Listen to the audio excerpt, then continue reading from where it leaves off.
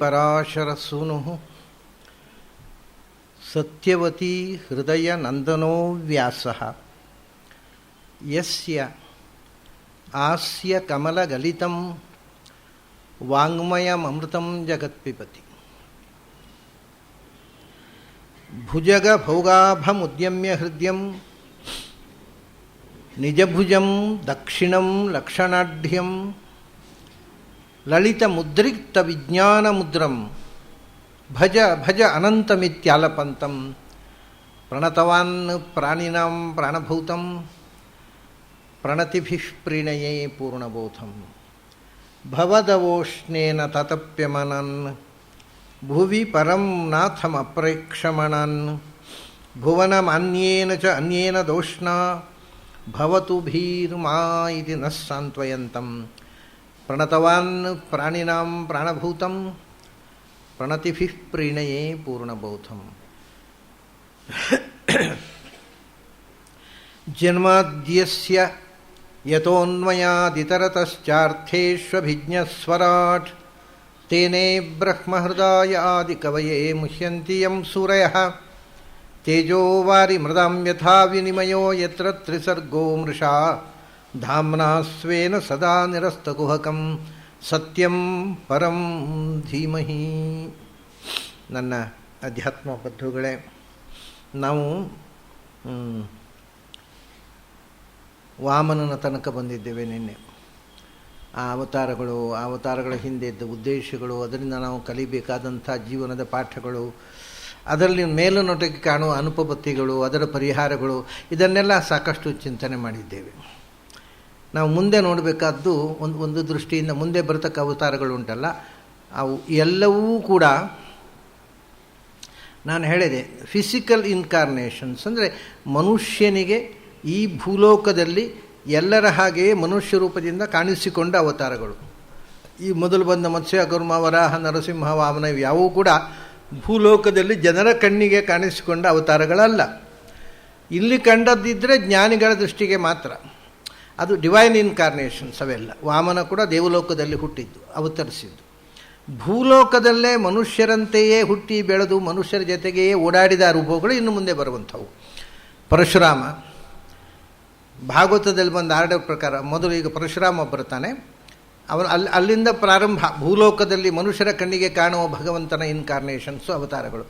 ಪರಶುರಾಮ ಆದ ಮೇಲೆ ದಶಾವತಾರದಲ್ಲಿ ರಾಮ ಬರ್ತಾನೆ. ಭಾಗವತದಲ್ಲಿ ಅದರ ನಂತರ ವೇದವ್ಯಾಸರನ್ನು ಹೇಳಿದ್ದಾರೆ. ವೇದವ್ಯಾಸರ ನಂತರ ರಾಮ, ಬಲರಾಮ, ಕೃಷ್ಣ, ಬುದ್ಧ, ಕಲ್ಕಿ. ಇದರಲ್ಲಿ ಕಲ್ಕಿ ಇನ್ನು ಮುಂದೆ ಕಾಣಬೇಕಾದ್ದು. ಇವರಿಗೆ ನಮಗೆ ಕಣ್ಣಿಗೆ ಕಂಡ ಅವತಾರಗಳು ಬುದ್ಧನ ತನಕ 6 ಅವತಾರಗಳು. ಇದು ಮನುಷ್ಯ ಲೋಕದಲ್ಲಿ ಪ್ರಾಪ್ತೇ ನರೇಶು ಜನನೇ ನರವತ್ ಪ್ರವೃತ್ತಿ. ಮನುಷ್ಯ ಲೋಕದಲ್ಲಿ ಭಗವಂತ ಹುಟ್ಟಿ ಬಂದಾಗ ಮನುಷ್ಯರಂತೆಯೇ ವರ್ತಿಸ್ತಾನೆ. ಭೂಲೋಕದಲ್ಲಿ ಬಂದು ಕಿರೀಟ ಇಟ್ಕೊಂಡು ಚಂಕಚಕ್ರ ಗದಾಪದ್ಮಧಾರಿಯಾಗಿ ಬೀದಿಯಲ್ಲಿ ಓಡಾಡೋಲ್ಲ. ಅವನು ಆರ್ಡಿನರಿ ಹ್ಯೂಮನ್ ಬೀಯಿಂಗ್ಸ್ ಥರನೇ ಇರ್ತಾನೆ. ಏನು ನೋಡುವಾಗ ಆಕಾರದಲ್ಲಿ ವ್ಯತ್ಯಾಸ ಗೊತ್ತಾಗೋಲ್ಲ. ಅದರಲ್ಲೇ ನಮಗೆ ದೇವರನ್ನು ಗುರುತಿಸೋದು ಕರ್ತ ಆಗುತ್ತೆ. ಯಾಕಂದರೆ ನಮಗೆ ದೇವರು ಅಂದರೆ ಒಂದು ಕಲ್ಪನೆ ಇರುತ್ತೆ, ಅವನ ಆಕಾರದ ಕಲ್ಪನೆ. ಹಾಗೆ ಓಡಾಡೋದಿಲ್ಲ ಭಗವಂತ. ಸಾಮಾನ್ಯ ಮನುಷ್ಯರಂತೆ, ಅಂಥ ಸಾಮಾನ್ಯ ಮನುಷ್ಯರಂತೆ ಮತ್ತು ಸಾಮಾನ್ಯ ಜನರ ಒಡನೆ ಓಡಾಡಿದ ರೂಪ. ರಾಮಚಂದ್ರನ ಕೆಲವು ಆಸ್ಪೆಕ್ಟ್ಗಳು ನಾನು ನಿನ್ನೆ ಹೇಳಿದೆ ಒಂದು ಪ್ರಸಂಗ ಬಂದಾಗ. ಅಂದರೆ ಆ ಮೋಹಿನಿ ರೂಪದ ವಿವರ ಕೊಟ್ಟಾಗ ನಾನು ಹೇಳಿದೆ, ತಾಯಿಯ ಕಲ್ಪನೆಗೆ ರಾಮಚಂದ್ರನ ಕೊಡುಗೆ, ಮಾತೃತ್ವದ ಕಲ್ಪನೆ. ಅದಕ್ಕಿಂತಲೂ ಒಂದು ಹೆಜ್ಜೆ ವಿಶೇಷವಾದಂಥ ಕಾರುಣ್ಯ ತೋರಿದವ ಕೃಷ್ಣ. ಅದು ಕೃಷ್ಣನ ಬಗ್ಗೆ ನಾವು ವಿಷಯ ನೋಡುವಾಗ ಹೇಳೋಣ. ನನಗೆ ಕೆಲವೊಮ್ಮೆ ಅನಿಸುತ್ತೆ, ಕೃಷ್ಣ ಎಲ್ಲ ಅವತಾರಗಳಲ್ಲೂ ಅತ್ಯಂತ ಹೆಚ್ಚು ವಿಶಿಷ್ಟವಾಗಿ ಕೃಷ್ಣಾವತಾರ ಹೆಣ್ಣಿನ ಕಣ್ಣೀರು ಒರೆಸಲಿಕ್ಕೋಸ್ಕರವೇ ಆದ ಅವತಾರ. ವಿಶೇಷವಾಗಿ ಸ್ತ್ರೀಯರ ಮೇಲೆ ಆಗತಕ್ಕಂಥ ಒಂದು ದುರಂತಗಳಿಗೆ ಬೆಂಬಲವಾಗಿ ನಿಂತು ಅವರ ರಕ್ಷಣೆಯಾಗಿ ನಿಂತ ಅವತಾರ. ಹೆಣ್ಣು ಎಲ್ಲಿ ಕಣ್ಣೀರು ಸುರಿಸುತ್ತಾಳೆ ಅಲ್ಲಿ ಕೃಷ್ಣ ಇದ್ದಾನೆ. ಅದು ವಿಚಿತ್ರವಾದಂಥ ಸ್ತ್ರೀ ಕಾರುಣ್ಯ, ಹೆಣ್ಣಿನ ಮೇಲೆ ಗೌರವದ ಜೊತೆಗೆ ಅನುಕಂಪೆ, ಅದು ಕೃಷ್ಣಾವತಾರದಲ್ಲಿ ನೋಡ್ತೇವೆ. ಅದು ಇರಲಿ. ಅದಕ್ಕಿಂತ ಮೊದಲು ನಮಗೆ ಪ್ರಾಯ ಬಹಳ ಗೊಂದಲದ ಅವತಾರ ಅಂದರೆ ಪರಶುರಾಮ ಅವತಾರ. 10 ಅವತಾರಗಳಲ್ಲಿ ಪರಶುರಾಮ ಎಂಥದ್ದು ಮಾಡಿದ ಅಂತ ಕೆಲವರಿಗೆ, ಅವನು ಏನು ಮಾಡಲೇ ಇಲ್ಲ, ತಾಯಿಯ ತಲೆ ಕಡ್ದದ್ದು ಬಿಟ್ಟರೆ ನೀನು ಎಂಥದೂ ಮಾಡಿಲ್ಲ. ಇದು ಒಳ್ಳೆ ಕಷ್ಟ ಆಯ್ತಲ್ಲ, ಇವನನ್ನು ನೀವು 10 ಅವತಾರ ಸೇರಿಸ್ತೀರಿ. ಪರಶುರಾಮ ಅದರ ಒಂದು ವಿಷಯ. ಪರಶುರಾಮ ಅವತಾರ ಅದಕ್ಕಿಂತ ಹಿಂದಿನ ಅವತಾರಗಳನ್ನು ಖಚಿತವಾದ ಕಾಲಘಟ್ಟ ಪುರಾಣ ಹೇಳಲಿಲ್ಲ. ಕೂರ್ಮಾವತಾರ 2 ಬಾರಿ ಆಗಿದೆ ಅಂತಷ್ಟೇ ಹೇಳಿದ್ದಾರೆ ಹೊರತು ಈ ಬಾರಿ ವೈವಸ್ವತ ಮನ್ವಂತರದಲ್ಲಿ ಯಾವ ಯುಗದಲ್ಲಿ ಯಾವ ಕಾಲಘಟ್ಟದಲ್ಲಿ ಆದದ್ದು ಗೊತ್ತಿಲ್ಲ. ಆದರೆ ನಮಗೆ ವರಾಹ ಅವತಾರ, ನರಸಿಂಹ, ವಾಮನನ ತನಕವು ಅದು ಯಾವ ಮನ್ವಂತರದಲ್ಲಿ ಅಂತ ಖಚಿತವಾದ ವಿವರ ಪುರಾಣಕಾರರು ಕೊಡೋಲ್ಲ. ಯಾಕೆಂದರೆ ಅವನಿಗೆ ನಮಗೆ ಮುಖ್ಯ ಬೇಕಾಗಿರೋದು ಭೂಲೋಕದ ಅವತಾರಗಳು. ಭೂಲೋಕದ ಅವತಾರದಲ್ಲಿ ಮನುಷ್ಯನ ಕಣ್ಣಿಗೆ ಕಾಣದೆ ಮೊದಲನೇ ಅವತಾರ ಪರಶುರಾಮ. ಜಮದಗ್ನಿಯ ಮಗನಾಗಿ ಭಗವಂತ ಅವತರಿಸಿತು. ಪರಶುರಾಮ ಅವತಾರ ವೈವಸ್ವತ ಮನ್ವಂತರದ 19ನೇ ತ್ರೇತಾಯುಗದಲ್ಲಿ ಆದದ್ದು. ಈಗ 28ನೇ ಕಲಿಯುಗದಲ್ಲಿದ್ದೇವೆ ನಾವು. ಇದರ ಹಿಂದೆ ಇದ್ದ ದ್ವಾಪರ 28ನೇ ದ್ವಾಪರ, ಅದಕ್ಕಿಂತ ಇದ್ದ ತ್ರೇತ 28ನೇ ತ್ರೇತ. ಪರಶುರಾಮ ಅವತಾರ ಆದದ್ದು 19ನೇ ತ್ರೇತಾಯುಗದಲ್ಲಿ. ಅದರ ನಂತರ 10 ಯುಗಗಳು ತ್ರೇತಾಯುಗಗಳು ಸಂದಿಗೆ 10ನೇ ತ್ರೇತಾಯುಗವು ದಾಟಿ ನಾವು ದ್ವಾಪರವು ದಾಟಿ ಕಲಿಯುಗದಲ್ಲಿ ಇದ್ದೇವೆ. 19ನೇ ತ್ರೇತಾಯುಗದಲ್ಲಿ ಪರಶುರಾಮನ ಅವತಾರ. ಅದರ ನಂತರ 24ನೇ ತ್ರೇತಾಯುಗದಲ್ಲಿ ರಾಮ ಅವತಾರ. 28ನೇ ದ್ವಾಪರದಲ್ಲಿ ಕೃಷ್ಣ ಮತ್ತು ವೇದವ್ಯಾಸ. 28ನೇ ದ್ವಾಪರ ಮುಗಿದು ಕಲಿಯುಗ ಪ್ರಾರಂಭ ಆಗಿ 2000 ವರ್ಷಗಳು, 2500 ವರ್ಷದಲ್ಲಿ ಬುದ್ಧಾವತಾರ. ಕಲಿಯುಗ ಮುಗಿದಾಗ ಕಲಿಯ ಸಂಧಿಯಲ್ಲಿ ಮುಕ್ತಾಯದ ಘಟ್ಟದಲ್ಲಿ ಕಲ್ಕಿ ಅವತಾರ. ನಮಗೆ ಇದು ಮಾತ್ರ ಕರೆಕ್ಟು, ಯಾವ ಸಮಯದಲ್ಲಿ ಅವತಾರ, ಯಾವ ಯುಗದಲ್ಲಿ, ಎಷ್ಟನೇ ಯುಗದಲ್ಲಿ ಎಲ್ಲ ವಿವರಗಳು ಸಿಗುತ್ತೆ. ಕಾರಣ ಭೂಮಿಯಲ್ಲಿ ಆದ ಅವತಾರಗಳದ್ದು ಮಾತ್ರ ಅವರು ನಮಗೆ ಕಾಲಘಟ್ಟವನ್ನು ಹೇಳ್ತಾರೆ. 19ನೇ ತ್ರೇತಾಯುಗದಲ್ಲಿ ಆದ ಒಂದು ಯುಗಚಕ್ರ ಅಂದರೆ ಯೋಚನೆ ಮಾಡಿ, ಎಷ್ಟು ವರ್ಷ ಆಯಿತು ಪರಶುರಾಮ ಅವತಾರ ಆಗಿ, ಎಷ್ಟು ಲಕ್ಷಗಳು ಆದವು ಅಂದರೆ, ಒಂದು ಯುಗಚಕ್ರ ಅಂದರೆ 43,20,000 ವರ್ಷ. ಯಾಕೆಂದರೆ ಕಲಿಯುಗ ಅಂದರೆ 4,32,000 ವರ್ಷ ಕಲಿಯುಗದ ಒಟ್ಟು ಕಾಲಾವಧಿ. ಅದರ 2 ಪಟ್ಟು ದ್ವಾಪರ 8,64,000 ವರ್ಷ. ಕಲಿಯುಗದ 3 ಪಟ್ಟು ತ್ರೇತ, ಅದರಿಂದ 12,90,000 64, 90. ಆಮೇಲೆ 4 ಪಟ್ಟು ಕೃತಯುಗ ಅಂದರೆ 17,28,000 ವರ್ಷ. ಹಾಗಾಗಿ ಈ 4ಅನ್ನು ಕೂಡಿಸಿದರೆ ಒಂದು, ಅದರ 2 ಪಟ್ಟು, ಅದರ 3 ಪಟ್ಟು, ಅದರ 4 ಪಟ್ಟು, 1, 2, 3, 4, 10. ಸೊ ಅದರಿಂದ ಕಲಿಯುಗದ ಮಾನ ಎಷ್ಟೋ ಅದರ 10 ಪಟ್ಟು 4 ಯುಗಗಳ ಟೋಟಲ್ 4,32,000 ವರ್ಷ ಕಲಿಯುಗದ ಮಾನ. ಅದರಿಂದ 4 ಯುಗಗಳ ಒಟ್ಟು ಕಾಲಾವಧಿ 43,20,000. ಇದು 1,000 ಸರ್ತಿ ತಿರುಗಿದಾಗ ಬ್ರಹ್ಮನ ಒಂದು ದಿನ ಅಂದರೆ 432 ಕೋಟಿ. ಅಂದರೆ ಇವು ಎಲ್ಲ ಸಂಖ್ಯೆಗಳು ಎರಡೇ ಶಾಸ್ತ್ರೀಯವಾದ ನ್ಯೂಮರಾಲಜಿ ಪ್ರಕಾರ ಎಲ್ಲವೂ ಈ 2 ಸಂಖ್ಯೆಗಳಲ್ಲಿ ಮುಕ್ತಾಯ ಆಗ್ತವೆ. ಒಂದೋ 9ರಲ್ಲಿ, ಇಲ್ಲ 18ರಲ್ಲಿ. 18 ಅಂದರೆ 9 ತಾನೆ, 8 × 1 9. ಒಂದೋ 18, ಒಂದೋ 9 ಅನ್ನುವಂಥದ್ದು. ಯಾಕೆಂದರೆ 9ರಲ್ಲಿ ಯಾಕೆ ನಿಲ್ಲುತ್ತೆ ಅಂದರೆ 18 ನಮ್ಮ ತತ್ವಗಳ ವಿವರಕ್ಕೋಸ್ಕರ ಬೇಕಾಗಿರತಕ್ಕಂಥದ್ದು. ಆ 18 ಒಂದು 8 ಒಂದು 9 ಅನ್ನೋದು ಸಂಖ್ಯೆಯಲ್ಲಿ ಇರುವ ಕೊನೆಯ ಸಂಖ್ಯೆ, ಅದರ ಮೇಲೆ ಸಂಖ್ಯೆ ಇಲ್ಲ. 10 ಅಂದರೆ ಮತ್ತೆ 1 ಮತ್ತು 0. ಎಷ್ಟೇ ಬರೀರಿ ಈ 9ಕ್ಕಿಂತ ಆಚೆಗೆ ಇನ್ನೊಂದು ಸಂಖ್ಯೆ ಇಲ್ಲ. ಆದ್ದರಿಂದ ಸಂಖ್ಯೆಯಲ್ಲಿ ಕೊನೆಯ ಸಂಖ್ಯೆ. ಆದ್ದರಿಂದ ಸಾಮಾನ್ಯವಾಗಿ ಎಲ್ಲ ಪ್ರಮೇಯಗಳು ಕನ್ಕ್ಲೂಡ್ ಮಾಡಿದಾಗ ಅದನ್ನು ಟೋಟಲ್ ಮಾಡಿದರೆ ನೀವು ಅದರ ಎಲ್ಲ ಡಿಜಿಟ್ಸನ್ನು ಕೊಟ್ಟು ಸಂಖ್ಯೆಗಳನ್ನು ಕೂಡಿಸಿದರೆ ಮೊತ್ತ 9 ಆಗುತ್ತೆ, ಅಥವಾ 18 ಆಗುತ್ತೆ. 18 ಆದರೆ ಮತ್ತೆ ಪುನಃ 9 ಆಗೋದು. 8, 1, 9. ನೀವು ಯಾವುದನ್ನು ತಗೊಂಡ್ರೂ ಹೀಗೆ. ಈಗ ಒಂದು ಅಕ್ಷೋಹಿಣಿ ಅಂತಂದರೆ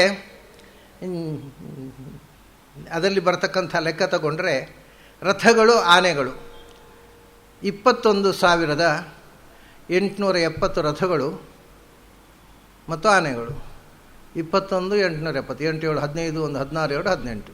ಟೋಟಲ್ ವಿಲ್ ಬಿ 18. ನೀವು ಯಾವ ಸಂಖ್ಯೆ ಬೇಕಾದ್ರೆ ಅಧ್ಯಾತ್ಮದಲ್ಲಿ ತೆಗೀರಿ, ಇದೊಂದು ರಹಸ್ಯ.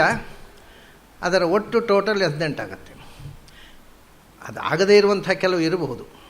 ಮತ್ತು ಇನ್ನೊಂದು ಅಧ್ಯಾತ್ಮದಲ್ಲಿ ಇನ್ನೊಂದು ರಹಸ್ಯ ಇದೆ. ಏನು ಅಂತಂದರೆ, ಅದಕ್ಕೆ ಯಾವುದೇ ಶಾಸ್ತ್ರದಲ್ಲಿ ಅಥವಾ ನಮ್ಮ ಮ್ಯಾಥಮೆಟಿಷಿಯನ್ಸು ಒಂದು ಹೊಸ ಹೆಸರು ಏನೂ ಕೊಟ್ಟಿಲ್ಲ. ಆದರೂ ಅದಕ್ಕೆ ನಾನೊಂದು ಹೆಸರು ಕೊಟ್ಟಿದ್ದೇನೆ. ಏನು ಅಂದರೆ ಸಮಘನಾಂಕ ಅಂತ. ಸಮಘನಾಂಕ ಅಂದರೆ ಏನು ಗೊತ್ತಾ? ಯಾವುದನ್ನು ಅದರ ಒಂದೊಂದು ಸಂಖ್ಯೆಯ ಘನವನ್ನು ಕೂಡಿಸಿದರೆ ಟೋಟಲ್ ಆ ಸಂಖ್ಯೆ ಅಷ್ಟೇ ಆಗಬೇಕು. ಅದನ್ನು ಸಮಘನಾಂಕ ಅಂತ ಹೇಳ್ತಾನೆ. ಇಂಥದ್ದು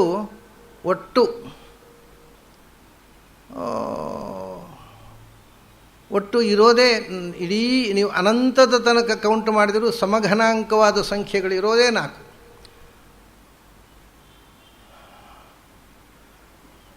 ಒಂದು 370, ಒಂದು 371, ಮತ್ತೊಂದು 407, ಮತ್ತೊಂದು 153. ಇವು ಸಂಖ್ಯೆಗಳು ಇಷ್ಟು ಬಿಟ್ಟರೆ ಇನ್ಯಾವುದೂ ನಿಮಗೆ ಸಮಘನಾಂಕ ಇಲ್ಲ. ಯಾಕೆಂದರೆ ನೋಡಿ, ಉದಾಹರಣೆ 370, 7ರ ಘನ 343, 3ರ ಘನ 27, 343, 27, 370. 370 ಆಯಿತು. 370ರ ಒಂದೊಂದು ಸಂಖ್ಯೆಯ ಘನ ಸಂಖ್ಯೆ 370. ಹೀಗೆ ಒಂದು ಸಂಖ್ಯೆ ಅದರ ಒಂದೊಂದು ಸಂಖ್ಯೆಯನ್ನು ಘನ ಮಾಡಿದರೆ ಅಷ್ಟೇ ಆಗುವಂಥದ್ದು. ಇಡೀ ಗಣಿತದ ಅನಂತ ಸಂಖ್ಯೆಯಲ್ಲಿರೋದು 4. ಒಂದು 153, 5ರದ್ದು 125, 3ರದ್ದು 27, 1ರದ್ದು 1, 150. ಹೀಗೆ ಪ್ರತಿ 407 ಅಥವಾ 371, 370 ಮಾಡಿದೆವು. ಮತ್ತು ಒಂದು ಹೆಚ್ಚು, ಒಂದಕ್ಕೆ ಒಂದೇ ಘನ. ಇದು ಮತ್ತೆ ದೀಸ್ 4 ಆರ್ ಡಿವೈನ್ ನಂಬರ್ಸ್. ಭಗವಂತನ ನಾಮಗಳನ್ನು ನೀವು ಅದನ್ನು ಅಕ್ಷರಾಂಕವಾಗಿ ಪರಿವರ್ತನೆ ಮಾಡಿದರೆ, ಆ ನಾಮಗಳ ಪರಿವರ್ತನೆ ಮಾಡಿ ಅದರ ಒಂದೊಂದು ಸಂಖ್ಯೆಯ ಘನ ನೀವು ನೋಡಿದರೆ, ಅದು ಈ 153, 370, 371, 400 ಇದು ಇಷ್ಟು 4ರಲ್ಲೇ ಇರುತ್ತೆ. ಆದ್ದರಿಂದ ಈ ಸಂಖ್ಯೆಗಳು ಇವು ಡಿವೈನ್ ನಂಬರ್ಸು ಅಂತ ನಾನು ಪರಿಗಣನೆ ಮಾಡಿದ್ದೇನೆ. ಇದನ್ನು ಸಾಮಾನ್ಯವಾಗಿ ನಮ್ಮಲ್ಲಿ ಅಧ್ಯಯನದಲ್ಲಿ ಸಂಖ್ಯೆಯ ಬಗ್ಗೆ ಅರಿವೇ ಇಲ್ಲ. ಇದ್ದರೂ ಒಂದಿಷ್ಟು ಶಾಲೆಯಲ್ಲಿ ಕಲಿತ ಗಣಿತ, ಕೂಡಿಸು, ಕಳಿ, ಭಾಗಿಸು, ಗುಣಾಕಾರ, ಆಮೇಲೆ ಭಿನ್ನರಾಶಿ, ಇನ್ನೊಂದು ಮತ್ತೊಂದು. ಅದು ಬಿಟ್ಟರೆ ಈ ರೀತಿಯ ಗಣಿತದಲ್ಲಿ ಇರತಕ್ಕಂಥ ಡಿವಿನಿಟಿಯನ್ನು ನೋಡತಕ್ಕಂಥ ಹವ್ಯಾಸವೂ ಇಲ್ಲ, ಅದರ ಅರಿವೂ ಇಲ್ಲ. ಆ ರೀತಿ ನೋಡುವ ಒಂದು ಪ್ರವೃತ್ತಿಯೇ ಜನರಲ್ಲಿ ಇವತ್ತು ಇಲ್ಲ. ಸಂಸ್ಕೃತ ಪಂಡಿತರಂತೂ ಗಣಿತವನ್ನು ಮರೆತೇ ಬಿಟ್ಟಿದ್ದಾರೆ. ಹಾಗಾಗಿ ಇಷ್ಟು ಹೇಳಿದರೂ ಅವ್ರು ಏನು ಹೇಳಿದೆ ಅಂತ ಗೊತ್ತಾಗೋಲ್ಲ. ಹೇಳಿದ ಮೇಲೆ ಕೂಡ ಸಮಘನಾಂಕ ಅಂತ ಹೇಳಿದರೆ ಏನೋ ಹುಚ್ಚುಚ್ಚು ಮಾತಾಡ್ತಾನೆ ಅಂತ ಹೇಳಿ ಬಿಟ್ಟಿದ್ದಾರೆ. ಅವರು ಒಳಗೆ ಹೋಗೋದಿಲ್ಲ. ಅವರು ಸಂಸ್ಕಾರ ಇಲ್ಲ. ಯಾಕೆ ಇದನ್ನೆಲ್ಲ ಹೇಳಿದೆ ಅಂದರೆ, ಒಂದೊಂದು ಅವತಾರಗಳಲ್ಲಿ ಕೂಡ ನೋಡಿ, ರಾಮಾವತಾರ ಭಗವಂತನ ಅವತಾರಗಳಲ್ಲಿ 7ನೇ ಅವತಾರ. ದಶಾವತಾರಗಳಲ್ಲಿ ಅವನು ಅವತರಿಸಿದ್ದು ಪುನರ್ವಸು ನಕ್ಷತ್ರ, ಅಂದರೆ 7ನೇ ನಕ್ಷತ್ರ. ಅವನ ರಾಮನ ಜೀವನ ಚರಿತವನ್ನು ನಮಗೆ ಕೊಡುವುದಕ್ಕೋಸ್ಕರ ರಚನೆ ಮಾಡಿದಂಥ ವಾಲ್ಮೀಕಿ ರಾಮಾಯಣದಲ್ಲಿ 7 ಕಾಂಡಗಳು. ಕೋಇನ್ಸಿಡೆನ್ಸ್ ಅಲ್ಲ ಇದು. ರಾಮನ ಸಂಖ್ಯೆ 7, ಅದು ಸ್ಪಿರಿಚುವಲ್ ನಂಬರ್. ನೀವು 6 ಕಾಂಡ ಬರೆದರೆ ರಾಮಾಯಣ ಆಗೋಲ್ಲ, 8 ಕಾಂಡ ಬರೆದರೂ ರಾಮಾಯಣ ಆಗೋಲ್ಲ. ಅದು 7 ಕಾಂಡವೇ ಇರಬೇಕು. ಎಷ್ಟೋ ಮಂದಿ ವಿದ್ವಾಂಸರು ರಾಮಾಯಣ 6 ಕಾಂಡ, ರಾಮನ ಪಟ್ಟಾಭಿಷೇಕಕ್ಕೆ ಮುಗಿದು ಹೋಯಿತು, ಉತ್ತರಕಾಂಡ ವಾಲ್ಮೀಕಿ ಬರೆದದ್ದಲ್ಲ ಅಂತ ವಾದ ಮಾಡ್ತಾರೆ. ಮತ್ತು ಅಂಥವರು ಹಿರಿಯರು ತುಂಬ ಜನ ಹಾಗೆ ಹೇಳಿದ್ದು ನನಗೆ ಗೊತ್ತು. ಪುಸ್ತಕದಲ್ಲೂ ಬರೆದಿದ್ದಾರೆ. ನಾನು ವ್ಯಕ್ತಿಶಃ ಭೇಟಿಯಾದಾಗ ಅನೇಕ ಮಂದಿ ದೊಡ್ಡ ದೊಡ್ಡ ವಿದ್ವಾಂಸರು, ಹಿರಿಯರು ಹೀಗೆ ಹೇಳಿದ್ದುಂಟು. ಇನ್ನು ಕೆಲವರು ಇನ್ನೂ ಮುಂದೆ ಹೋಗಿ ಆದಿಕಾಂಡವೂ ಅಲ್ಲ, ಅಂತ್ಯಕಾಂಡವೂ ಅಲ್ಲ, ಉತ್ತರಕಾಂಡ, ಆದಿಕಾಂಡ, ಬಾಲಕಾಂಡ ಉಂಟಲ್ಲ ಅದು ಅಲ್ಲ, ಮಧ್ಯದ 5 ಕಾಂಡಗಳು ಮಾತ್ರ ವಾಲ್ಮೀಕಿ ಬರೆದದ್ದು ಅಂತ. ಇದೆಲ್ಲ ವಾದಗಳಿವೆ. ಆದರೆ ನಾನು ಮೊನ್ನೆ ಕೂಡ ಇದನ್ನು ವಿವರಿಸಿದೆ. ಸಮಗ್ರ ವೈದಿಕ ಸಾಹಿತ್ಯ, ಅದಕ್ಕೆ ಒಂದು ವಿಂಗು ಸೈಕಾಲಜಿ, ಇನ್ನೊಂದು ವಿಂಗು ನ್ಯೂಮರಾಲಜಿ. ಈ ಸಂಖ್ಯಾಶಾಸ್ತ್ರ ಗೊತ್ತಿಲ್ಲದೆ ಇದ್ದವರಿಗೆ ರಾಮಾಯಣ 7 ಕಾಂಡ ಇರಬೇಕಾಗಿಲ್ಲ. ಆದರೆ ಸಂಖ್ಯಾಶಾಸ್ತ್ರದ ಹಿನ್ನೆಲೆಯಲ್ಲಿ ಫಿಲಾಸಫಿಯನ್ನು ಓದುವವರಿಗೆ 5 ಕಾಂಡದ ರಾಮಾಯಣ ಅಂದರೆ ನಗು ಬರುತ್ತೆ, ಅಥವಾ 6 ಕಾಂಡದ ರಾಮಾಯಣ ಅಂದರೆ ನಗು ಬರುತ್ತೆ. ರಾಮಾಯಣದಲ್ಲಿ 7 ಕಾಂಡ ಇರಲೇಬೇಕು. ಭಾರತದಲ್ಲಿ 18 ಪರ್ವ ಇರಲೇಬೇಕು. ಭಗವದ್ಗೀತೆಯಲ್ಲಿ 18 ಅಧ್ಯಾಯ ಇರಲೇಬೇಕು. ಯಾಕಂದರೆ ಕೃಷ್ಣನ ಸಂಖ್ಯೆ ಅದು 18. 8ನೇ ಅವತಾರ, ಆದರೆ 18 ಕೃಷ್ಣನ ಸಂಖ್ಯೆ. ಅದನ್ನು ನಾವು ಅವಕಾಶ ಇದ್ದರೆ ಮುಂದೆ ನೋಡೋಣ. ಈ ಸಂಖ್ಯೆ ಬಹಳ ಮುಖ್ಯ ಅಧ್ಯಾತ್ಮದಲ್ಲಿ. ಯಾವತ್ತು ನಾವು ಸಂಖ್ಯೆಯನ್ನು ಬಿಟ್ಟವೋ ಅದೇ ಸಾಂಖ್ಯ ಹೊರಟು ಹೋಯಿತು. ಸಾಂಖ್ಯ ಅಂದರೆ ಆತ್ಮತತ್ವದ ಶುದ್ಧ ಆತ್ಮತತ್ವ ವಿಜ್ಞಾನಂ. ಆತ್ಮತತ್ವಜ್ಞಾನ ಇಲ್ಲದ ಬರೇ ಬುಕ್ಕಿಶ್ ನಾಲೆಜ್ ಆಗಿ ಹೋಯಿತು. ಆಮೇಲೆ ವೇದಾಂತ ಬುಕ್ಕಿಶ್ ಆದಾಗ ಅದರಷ್ಟು ಕೊಳಕು ಇನ್ಯಾವುದೂ ಅಲ್ಲ. ಅದು ಒಳಗಿನಿಂದ ಅನುಭೂತಿಯಿಂದ ಬರಬೇಕು. ಅನುಭವ ಇಲ್ಲದೆ ಪುಸ್ತಕದಿಂದ ಬಂದರೆ ನಮಗಾಗೋ ಸಮಸ್ಯೆ ಅದೇ. ಇವತ್ತು ವೇದಾಂತವನ್ನು ನಾವು ಒಂದು ಪುಸ್ತಕವನ್ನು ಓದುವ ಕ್ರಮ ಹೇಗೆ ನೋಡಿ. ನಮಗೊಂದು ನಂಬಿಕೆ ನಮ್ಮ ತಲೆಯಲ್ಲಿ ಇರುತ್ತೆ. ನಾವು ಏನೋ ಒಂದು ಆಗಿರ್ತೇವೆ, ಶೈವರೋ ವೈಷ್ಣವರೋ ಮಾಧ್ವರೋ ಶ್ರೀ ವೈಷ್ಣವರೋ ಶಾಂಕರರು ಏನೋ ಒಂದು ಆಗಿರ್ತೇವೆ. ಯಾವ ಪುಸ್ತಕ ಓದಿದರೂ ನಾವು ಏನಾಗಿದ್ದೇವೆ ಅದೇ ಕಾಣೋದಲ್ಲಿ. ಅಂದರೆ ನಮ್ಮ ತಲೆಯಲ್ಲಿ ಇದ್ದದ್ದನ್ನೇ ನಾವು ಪುಸ್ತಕದಲ್ಲಿ ಓದುವುದು ಹೊರತು ಪುಸ್ತಕದಲ್ಲಿದ್ದದ್ದನ್ನು ತಲೆಗೆ ಯಾರೂ ತಂದುಕೊಳ್ಳೋದಿಲ್ಲ. ಆದ್ದರಿಂದ ಯಾರಿಗೂ ಯಾವ ಪುಸ್ತಕ ಉಪಯೋಗ ಬೀಳ್ತಾ ಇಲ್ಲ. ಯಾಕೆಂದರೆ ನನ್ನ ನಂಬಿಕೆಯನ್ನೇ ನಾನು ಅದರಲ್ಲಿ ಓದೋದು. ಓದಿ ನಂಬಿಕೆ ಅಲ್ಲ, ನಂಬಿ ಓದುವುದು. ಆದ್ದರಿಂದ ನಮ್ಮ ನಂಬಿಕೆ ಬದಲಾಗೋದೇ ಇಲ್ಲ. ಯಾವ ಮೂಢನಂಬಿಕೆ ಇದ್ದರೂ ಸಾಯೋ ತನಕ ಇರುತ್ತದೆ. ಯಾಕೆಂದರೆ ನಾವು ಓದಿದ ಗ್ರಂಥಗಳಿಗೂ ಅದಕ್ಕೆ ಅನುಗುಣವಾಗಿ ಅರ್ಥ ಮಾಡಿಬಿಡ್ತೇವೆ. ನಮ್ಮ ಓದಿನ ದೊಡ್ಡ ತಪ್ಪು ಇದು. ಹಾಗಾಗಿ ನಾವು ರಾಮಾಯಣ ಭಾರತ ಓದುವಾಗ ಈ ನ್ಯೂಮರಾಲಜಿಯ ಹಿಂದೆ ಅದನ್ನು ಓದಬೇಕು. ಈಗ ಸದ್ಯ ಪರಶುರಾಮನ ಕಥೆಗೆ ಬರೋಣ. ರಾಮಕೃಷ್ಣ ನಾವು ಮುಂದೆ ಬಂದಾಗ ಆ ಸಂಖ್ಯೆ ನೋಡೋಣ. ಪರಶುರಾಮ ಏನು ಸಾಧನೆ ಮಾಡಿದ? ಏನೂ ಮಾಡಿಲ್ಲ. ಆದರೆ ಒಂದು ವಿಚಿತ್ರ ನೋಡಿ, ಪರಶುರಾಮನೂ ಕೂಡ ತಾಯಿಯ ತಲೆ ಕಡಿಯುವ ಮೂಲಕ ತಾಯಿಯ ಪ್ರೀತಿಯನ್ನು ಅಭಿವ್ಯಕ್ತಪಡಿಸುವ ಒಂದು ವಿಚಿತ್ರ ಅವತಾರ ಅದು. ಅದು ಅಷ್ಟೇ ಅಲ್ಲ, ಪರಶುರಾಮನ ಕೃತ್ಯಗಳು ತುಂಬ ಇದೆ. ಪರಶುರಾಮ 21 ಸರ್ತಿ ಕ್ಷತ್ರಿಯರನ್ನು ಸಂಹಾರ ಮಾಡಿದ ಅಂತ ನಿಮಗೆ ಕಥೆ ಗೊತ್ತಿದೆ. ಆದರೆ ನೋಡಿ, ಭಗವಂತ ಅಯೋಧ್ಯೆಗೂ ಹೋಗಿದ್ದ ಪರಶುರಾಮ. ಆದರೆ ಅಲ್ಲಿದ್ದ ರಾಜನನ್ನು ಕೊಂದುಬಿಟ್ರೆ ಮತ್ತೆ ತಾನೇ ಅಲ್ಲಿ ರಾಮನಾಗಿ ಹುಟ್ಟಬೇಕಲ್ಲ, ತೊಂದರೆ ಆಗತ್ತೆ ಅಂತ ಅಲ್ಲಿದ್ದ ರಾಜನನ್ನು ಕೊಲ್ಲೇ ಇಲ್ಲ. ಯಾಕೆ ಕೊಲ್ಲಿಲ್ಲ ಅಂದರೆ ಅದಕ್ಕೊಂದು ಲೌಕಿಕ ಕಾರಣ ಇದೆ. ಪರಶುರಾಮ ಅಯೋಧ್ಯೆಗೆ ಹೋದ. ಎಲ್ಲಿ ರಾಜ? ಆವಾಗ ಅಶ್ಮಕ ಅಂತ ಒಬ್ಬ ರಾಜ ಇದ್ದ. ಈ ದಶರಥ ಹುಟ್ಟಿ ಬಂದ ವಂಶದ ರಘುವಂಶದಲ್ಲಿ ಅವನು ಪರಶುರಾಮ ಅಲ್ಲಿಗೆ ಹೋದಾಗ ಇದ್ದವ ಅಶ್ಮಕ ಅಂತ ಆ ರಾಜನ ಹೆಸರು. ಸರಿ, ಎಲ್ಲಿ ರಾಜ? ಅವನು ಸೀದಾ ಹೋಗಿ ಹೆಣ್ಮಕ್ಳ ಕೋಣೆ ಒಳಗೆ ಹೋಗಿ ಅಡಕೂತ ಅಂತೆ ರಾಜ. ಹೆಣ್ಮಕ್ಕಳೆಲ್ಲ ಸುತ್ತ ಅವನಿಗೆ ಎಸ್ಕಾರ್ಟ್ ಆಗಿ ನಿಂತುಬಿಟ್ರು. ಎಲ್ಲಿ ನೋಡಿದ್ರು ಕೋಣೆ ಒಳಗೆ ಪರಶುರಾಮ ಕೊಡಲಿ ಹಿಡ್ಕೊಂಡು ಹೋಗ್ತಾನೆ, ಎಲ್ಲ ಹೆಣ್ಮಕ್ಕಳ ಮಧ್ಯೆಯಲ್ಲಿ ಇವನು ಅಡಿಗೆ ಕೂತ್ಬಿಟ್ಟಿದ್ದಾನೆ. ಬರೀ ಹೆಣ್ಮಕ್ಳಿರೋದು ಅಂತ ಹೊರಟೋಗ್ಬಿಟ್ಟ ಪರಶುರಾಮ. ಹೆಣ್ಮಕ್ಳಿರೋದು ಅಂತ ಹೊರಟು ಹೋದಲ್ಲ, ಮುಂದೆ ಈ ವಂಶದಲ್ಲಿ ತಾನೇ ಪುನಃ ರಾಮನಾಗಿ ಬರಬೇಕು ಅಂತ ಲೋಕದ ದೃಷ್ಟಿಯಿಂದ ಹೆಣ್ಮಕ್ಕಳು, ಇಲ್ಲಿ ಬರೀ ಹೆಣ್ಮಕ್ಳು, ಇಲ್ಲಿ ಏನು ಹೊರಟು ಹೋದ್ಮೇಲೆ ಮೆಲ್ಲ ಅವನು ಅಶ್ಮಕ ಹೊರಗೆ ಬಂದ. ಅದಕ್ಕೆ ಪುರಾಣಕಾರ ಅವನಿಗೆ ಏನು ಹೆಸರು ಇಟ್ಟರು ಗೊತ್ತಾ? ಅವನಿಗೆ ನಾರೀ ಕವಚ ಅಂತ ಹೆಸರು. ಅವನಿಗೆ ನಾರಿಯರೇ ಕವಚವಾಗಿ ನಿಂತು ಅವನನ್ನು ರಕ್ಷಿಸಿದರು. ಆದ್ದರಿಂದ ಅವನಿಗೆ ನಾರೀ ಕವಚ ಅಂತ ಹೆಸರು. ಈ ಪರಶುರಾಮ ಅವತಾರದ ವಿಶೇಷ ಏನು ಅಂತ ಅನ್ನೋದನ್ನು ನಾವು ಸ್ವಲ್ಪ ತಿಳ್ಕೊಳ್ಳದೇ ಇದ್ದರೆ, ಬರೀ ಅದೇ 21 ಸರ್ತಿ ತಲೆ ಕಡ್ದದ್ದು, ತಂದೆ ಹೇಳಿದರು ಅಂತ ತಾಯಿ ತಲೆ ಕಡ್ದದ್ದು, ತಾಯಿ ಮತ್ತು ತಮ್ಮ ಅಣ್ಣ ಸೋದರರು ಎಲ್ಲರೂ ತಲೆ ಕಡ್ದು ಬಿಟ್ಟಿದ್ದಾನೆ. ಬಹಳ ವಿಚಿತ್ರ, ಲೋಕವಿಲಕ್ಷಣವಾದ ನಡೆ. ಅದು ಯಾಕೆ ಹಾಗೆ ಮಾಡಿದ ಅಂದರೆ, ನಾನು ಮೊನ್ನೆ ಹೇಳಿದೆ, ಕಾರ್ತವೀರ್ಯಾರ್ಜುನನಿಗೆ ಯೋಗಶಾಸ್ತ್ರವನ್ನು, ಅಧ್ಯಾತ್ಮ ವಿದ್ಯೆಯನ್ನು ಉಪದೇಶ ಮಾಡಿದವನೇ ದತ್ತನಾಮಕನಾದ ಭಗವಂತ. ದತ್ತಾತ್ರೇಯನಿಂದ ಯೋಗ ಸಂಪತ್ತು ಪಡೆದ ಕಾರ್ತವೀರ್ಯಾರ್ಜುನ ಎಷ್ಟು ಪ್ರಭಾವಿಯಾಗಿದ್ದ ಅಂತಂದರೆ, ರಾವಣನ ಮುಂದೆ, ರಾವಣನ ಕಾಲದಲ್ಲಿ, ರಾವಣ ಅನೇಕ ಯುಗಗಳಲ್ಲಿದ್ದವ. ರಾವಣ ಹುಟ್ಟಿದ ಮೇಲೆ ದತ್ತಾತ್ರೇಯನಿಂದ ಉಪದೇಶ ಪಡೆದ ಕಾರ್ತವೀರ್ಯಾರ್ಜುನನಿಗೂ ರಾವಣನಿಗೂ ಯುದ್ಧ ಆಗತ್ತೆ. ಅಂದರೆ ರಾವಣನೇ ಕಾಲು ಕೆದಕಿ ಹೋಗೋದು ಎಲ್ಲ ಕಡೆ ಯುದ್ಧ ಮಾಡಲಿಕ್ಕೆ. ಆ ಕಾಲದಲ್ಲಿ ಏನಾಗಿತ್ತು ಅಂದರೆ,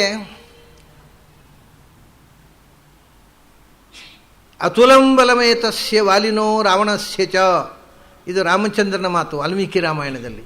ನಮ್ಮ ಕಾಲದಲ್ಲಿ ಮಹಾವೀರರು ಅಂತ ಹೇಳುವ ಇಬ್ಬರೇ ಅವರಿಗೆ ಸಾಟಿಯಾದ ಮೂರನೇ ಹೆಸರಿಲ್ಲ, ಇಬ್ಬರೇ ಇರುವುದು. ಯಾರೆಲ್ಲ? ವಾಲಿನಃ ರಾವಣಸ್ಯ ಚ. ನನ್ನ ಕಾಲದಲ್ಲಿ ನಾನು ಮಹಾವೀರರು ಅಂತ ಗುರುತಿಸಬಹುದಾದ ವ್ಯಕ್ತಿಗಳು ಇಬ್ಬರೇ ಅಪ್ಪ. ಅತುಲಂಬಲಂ, ಸಾಟಿ ಇಲ್ಲದ ವೀರರು ಅವರು. ಆದರೆ ನ ತ್ವೇತಾಭ್ಯಾಂ ಹನುಮತ ಸಮಂತ್ವಿತಿ ಮತಂ ಮಮ. ವಾಲಿಯೂ ಸಾಟಿ ಇಲ್ಲದ ವೀರ, ರಾವಣನೂ ಸಾಟಿ ಇಲ್ಲದ ವೀರ. ಆದರೆ ಅವರಿಬ್ಬರನ್ನು ಒಟ್ಟು ಹಾಕಿದರೂ ಒಂದು ಹನುಮಂತ ಆಗೋಲ್ಲ.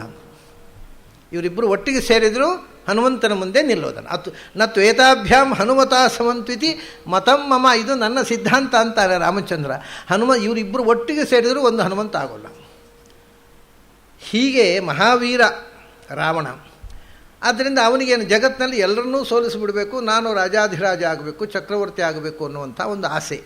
ಆ ಆಸೆಯಿಂದ ಕಾರ್ತವೀರ್ಯಾರ್ಜುನ ಹತ್ತಿರ ಹೋಗಿದ್ದ. ಕಾರ್ತವೀರ್ಯಾರ್ಜುನ ವಾಸ್ತವಿಕವಾಗಿ ಯದುವಂಶದಲ್ಲಿ ಬಂದವ, ಯಾದವ ವಂಶ. ಅದು ಕೃಷ್ಣನ ಪೂರ್ವವಂಶ. ಅವನು ಕೃತವೀರ್ಯ ಅಂತ ಅವನ ಅಪ್ಪನ ಹೆಸರು. ಇವನ ಹೆಸರು ಅರ್ಜುನ ಅಂತ. ಕಾರ್ತವೀರ್ಯಾರ್ಜುನ ಅಂದರೆ ಕೃತವೀರ್ಯನ ಮಗ ಅರ್ಜುನ ಅಂತ. ಇವನ ಹೆಸರು ಅರ್ಜುನ. ಕಾರ್ತವೀರ್ಯಾರ್ಜುನ ಅನ್ನೋದು ಅವನ ಹೆಸರಲ್ಲ, ಬರೀ ಅರ್ಜುನ ಅಂತ ಅವನ ಹೆಸರು. ಸರಿ, ಈ ಕೃತವೀರ್ಯನ ಮಗನಾದ ಅರ್ಜುನ ಒಂದು ಸರ್ತಿ ನರ್ಮದಾ ನದಿಯಲ್ಲಿ ಸ್ನಾನಕ್ಕೆ ಇಳಿದಿದ್ದಂತೆ. ಇವನು ಬಂದ. ಎಲ್ಲಿ? ರಾವಣ ಎಲ್ಲಿ ಇದ್ದಾನೆ? ಅರ್ಜುನ ನನ್ನ ಹತ್ರ ಯುದ್ಧಕ್ಕೆ ಬರಲಿ, ಅಲ್ಲಿ ಯುದ್ಧಕ್ಕೆ ಬರಲಿ ಹೇಳಿದಾಗ ಅವ್ರು ಹೇಳಿದ್ರು ಅರಮನೆಯಲ್ಲಿ ಇಲ್ಲ, ಅವನು ಸ್ನಾನಕ್ಕೆ ಹೋಗಿದ್ದಾನೆ. ಇವನು ನರ್ಮದಾ ತೀರಕ್ಕೆ ಬಂದ. ನರ್ಮದಾ ತೀರಕ್ಕೆ ಬಂದು ಅಲ್ಲಿ ಅಷ್ಟೊತ್ತಿಗೆ ರಾವಣ, ನಿಮಗೆ ಗೊತ್ತಿದೆ, ಮಹಾಶಿವಭಕ್ತ ಅವನು ಶಿವ ಪೂಜೆ ಮಾಡಬೇಕು. ಮತ್ತು ನರ್ಮದಾದಲ್ಲಿ ಶಿವಲಿಂಗ ದೊರಕುವ ಸ್ಥಾನ ಅದು. ಹೇಗೆ ಗಂಡಕಿ ಸಾಳಗ್ರಾಮಗಳು ಸಿಗುವ ಸ್ಥಾನವೋ ಹಾಗೆ ನರ್ಮದಾಲಿಂಗ ಅಂದರೆ ಶಿವಲಿಂಗ ಬಹಳ ಪ್ರಸಿದ್ಧ. ಅಲ್ಲಿ ಸಿಗತಕ್ಕಂಥ ಸಹಜಲಿಂಗವನ್ನು ಪೂಜೆ ಮಾಡುವುದು ಬಹಳ ವಿಶೇಷ. ಹಾಗಾಗಿ ನರ್ಮದಾ ನದಿ ತೀರದಲ್ಲಿ ನರ್ಮದಾ ಜಲದಿಂದ ಅಭಿಷೇಕ ಮಾಡಿ ಶಿವ ಪೂಜೆ ಮಾಡಬೇಕು ಅಂತ ಇವನು ಅಲ್ಲಿ ಲಿಂಗ ಪ್ರತಿಷ್ಠೆ ಮಾಡಿ ಇವನು ಸ್ನಾನಕ್ಕೆ ಹೋಗಿದ್ದಾನೆ. ಅವನು ಸ್ನಾನ ಮಾಡಿ ಬರುವಷ್ಟು ಹೊತ್ತು ಒಂದು ಪೂಜೆ ಮಾಡುವ ಅಂತ ಕೂತಿದ್ದಾನೆ. ರಾಮಾಯಣದಲ್ಲಿ ಕಥೆ ಬರುತ್ತೆ, ಉತ್ತರಕಾಂಡದಲ್ಲಿ. ಇವನು ಏನು ಮಾಡಿದ, ಇವನು ಗೊತ್ತಿಲ್ಲ, ಇವನು ರಾವಣ ಬಂದದ್ದು ಗೊತ್ತಿಲ್ಲ ಕಾರ್ತವೀರ್ಯಾರ್ಜುನಿಗೆ. ಅವನು ನೀರಿನಲ್ಲಿ ವಿಹಾರಕ್ಕೆ ಅಂತ ಇಳಿದಿದ್ದ. ಸ್ನಾನ ಮಾತ್ರ ಅಲ್ಲ, ಜಲವಿಹಾರ, ಈಜುವುದು. ಅವನಿಗೆ ಒಮ್ಮೆಗೆ ಈ ನರ್ಮದಾ ನದಿಯಲ್ಲಿ ನನ್ನ ಪೂರ್ಣ ಶಕ್ತಿ ಪ್ರಯೋಗ ಮಾಡಿದರೆ ಏನಾಗುತ್ತೆ ಅಂತ 1,000 ತೋಳುಗಳನ್ನು ವ್ಯಕ್ತಗೊಳಿಸಿ ನೀರನ್ನು ಚೆಲ್ಲಿಬಿಟ್ರೆ ಅವನು ಹಾಗೆ ತನ್ನ 1,000 ತೋಳುಗಳಿಂದ ಒಮ್ಮೆ ಆ ನದಿಯ ನೀರನ್ನು ಈ ಕೈಯಿಂದ ಎಸೆದು ಬಿಟ್ಟಂತೆ. ಅದು ನೀರು ಉಕ್ಕೇರಿ ಬಂದು ರಾವಣ ಪೂಜೆ ಕೂತದಲ್ಲಿ ಶಿವಲಿಂಗ ಸಮೇತ ಕಿತ್ಕೊಂಡು ಹೋಯ್ತು. ಸಿಟ್ಟು ಬಂತು ರಾವಣನಿಗೆ. ನದಿ ತೀರದಲ್ಲಿ ನಾನು ಪೂಜೆಗೆ ಇಟ್ಟದನ್ನು ವಿಘ್ನ ಮಾಡುವುದು ಅಂದ್ರೆ ಏನು ಅಂತ ಸಿಟ್ಟು ಬಂತು. ಅವನು ಎದ್ದು ಬಂದ ತಕ್ಷಣ ಯುದ್ಧಕ್ಕೆ ನಿಂತ. ಯುದ್ಧದಲ್ಲಿ ಕಾರ್ತವೀರ್ಯಾರ್ಜುನ ಏನು ಮಾಡಿದ? ಏನಿಲ್ಲ, ಅವನು ಸುಮ್ಮನೆ ಹಿಡಿದು ಜುಟ್ಟು ಹಿಡ್ಕೊಂಡು ಎಳ್ಕೊಂಡು ಹೋಗಿ ತನ್ನ ಅರಮನೆಯಲ್ಲಿ ಜೈಲಲ್ಲಿ ಹಾಕಿಬಿಟ್ಟ ರಾವಣನನ್ನು. ಮಹಾ ಜೀವನದಲ್ಲಿ ಮೊಟ್ಟ ಮೊದಲ ಅವಮಾನ ರಾವಣನಿಗಾದದ್ದು. ಅಂಥ ವೀರ, ಅಂಥ ದೊಡ್ಡ ಜ್ಞಾನಿ, ಜ್ಞಾನದಲ್ಲಿ ಬಲದಲ್ಲಿ ಎರಡರಲ್ಲಿಯೂ ಸಾಟಿ ಇಲ್ಲದ ಬಹಳ ದೊಡ್ಡ ಕ್ಷತ್ರಿಯ. ಕೃತಯುಗ ಆದ್ದರಿಂದ ಆವಾಗ ಬಹುಸಾಹಸ್ರ ಜೀವಿನ ನಾವು ರಾಮಾವತಾರದಲ್ಲೂ ನೋಡ್ತೇವೆ. ಕೃತಯುಗದಲ್ಲಿ 100 ವರ್ಷ ಅನ್ನುವುದನ್ನು ಅದು ಇಲಾಸ್ಟಿಕ್, ಜಾಸ್ತಿ ಮಾಡಬಹುದು ಅಂತ. ಅದು ಹೇಗೆ ಅಂದರೆ ಒಂದು ನಿಯಮ ಇದೆ. 100 ವರ್ಷ ಅಂದರೆ 100 ವರ್ಷವೇ. ಆದರೆ 100 ವರ್ಷ, ಈಗ ಬ್ರಹ್ಮನ 100 ವರ್ಷ ಅಂದರೆ 31,104,000 ಕೋಟಿ ವರ್ಷ ಅಂತ ಹೇಳಲಿಲ್ವ ನಾನು? ಅದರ ಬೇರೆ ಬೇರೆ ಸ್ಥಳಗಳಲ್ಲಿ ಬೇರೆ ಬೇರೆ ವ್ಯಕ್ತಿಗಳ ವರ್ಷ ದೊಡ್ಡದು ಸಣ್ಣದು ಆಗಬಹುದು. ಯಾಕೆಂದರೆ ಕಾಲದ ಅದು it is relative. Theory of ರಿಲೇಟಿವಿಟಿಯನ್ನು ನೀವು ಕಾಲಕ್ಕೂ ಅನ್ವಯಿಸಿದರೆ ಬೇರೆ ಬೇರೆ ದೇಶ ಕಾಲಗಳಲ್ಲಿ ಈ ವರ್ಷಗಳು ದಿನಗಳು ಯಾಕೆ ಇದೇ ನಾವು ಒಂದು ಒಳ್ಳೆಯ ವಿಷಯ, ಯಾರೊಬ್ಬರು ಸ್ನೇಹಿತರು ಸಿಕ್ಕಿದ್ರು, ಬಹಳ ನಮಗೆ ಇಷ್ಟವಾದ ವಿಷಯ ಚರ್ಚೆ ಮಾಡ್ತಾ ಕೂಡ್ತೇವೆ. ನಾವು 1 ತಾಸು ಮಾತಾಡಿದ್ರು ಗೊತ್ತಾಗೋಲ್ಲ. 1 ಗಂಟೆ ಆಯ್ತು ರೀ, ಹೌದಾ, ಏನು 5-10 ನಿಮಿಷ ಆಯ್ತು ಅಂತ ತಿಳ್ಕೊಳ್ತೇವೆ.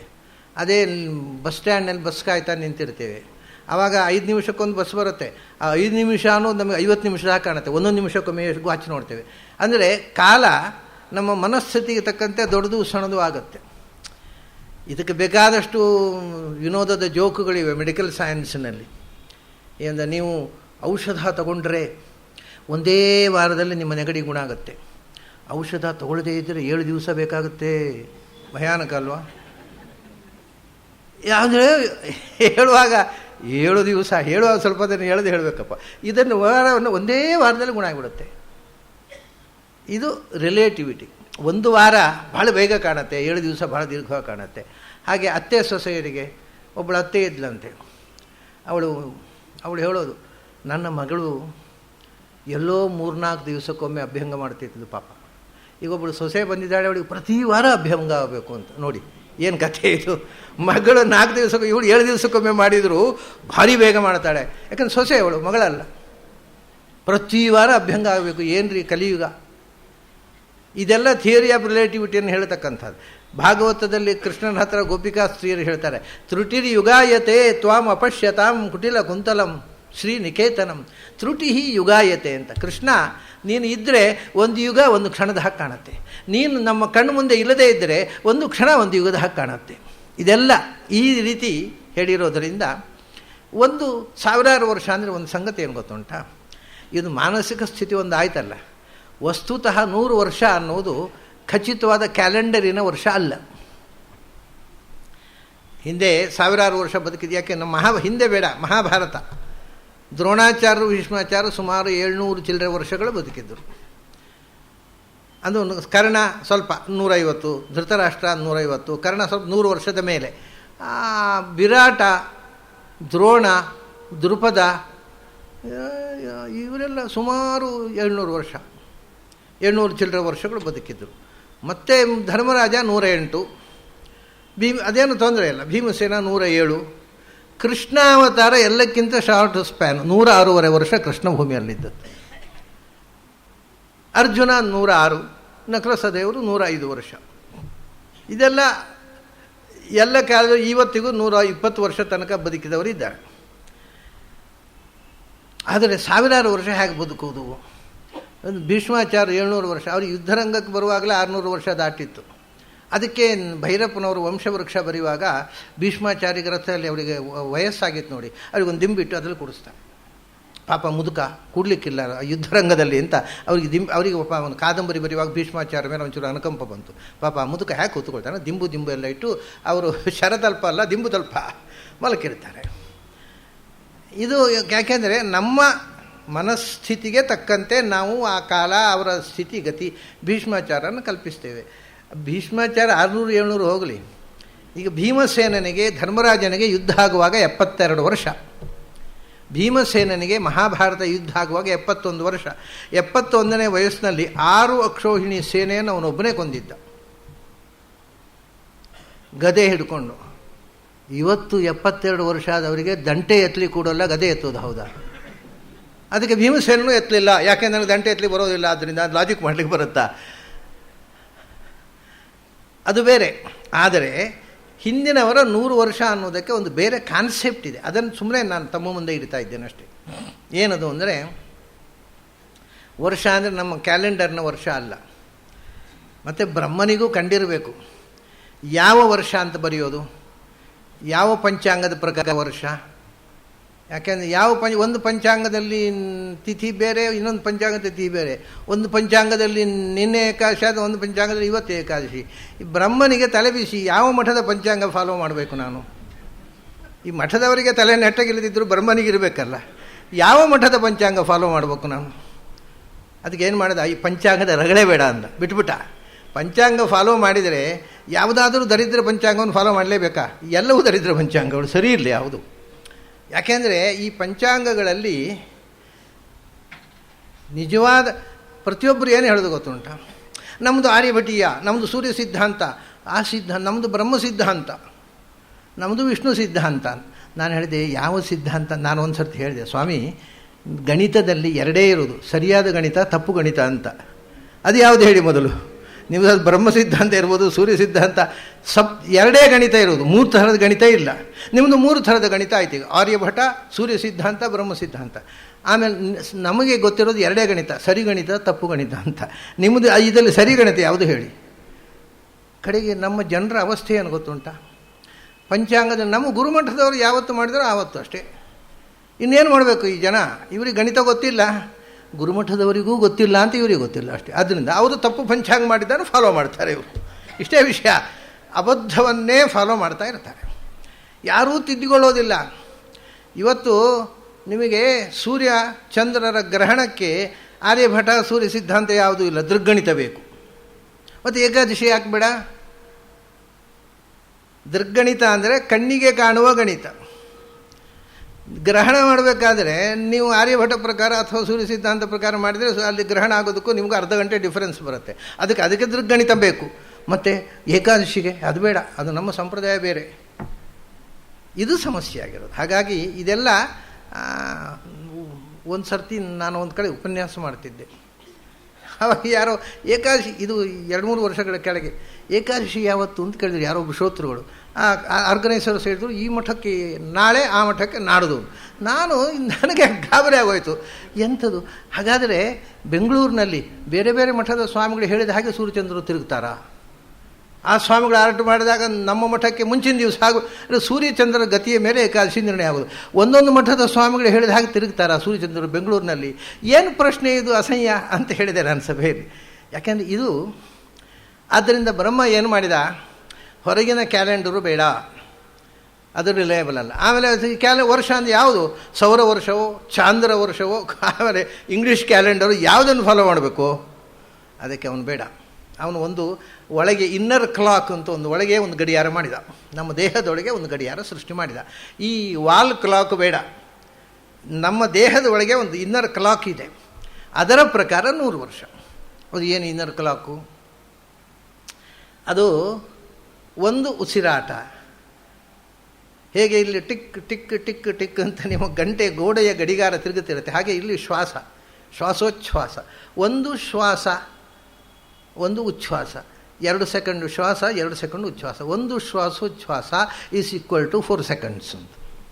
ಹಾಗಾದರೆ ನೀವು 15 ಸರ್ತಿ ಶ್ವಾಸ ಬಿಟ್ಟಾಗ 1 ನಿಮಿಷ ಆಯಿತು. 15 4 60. 900 ಸರ್ತಿ ಶ್ವಾಸ ಬಿಟ್ಟಾಗ 1 ಗಂಟೆ ಆಯಿತು.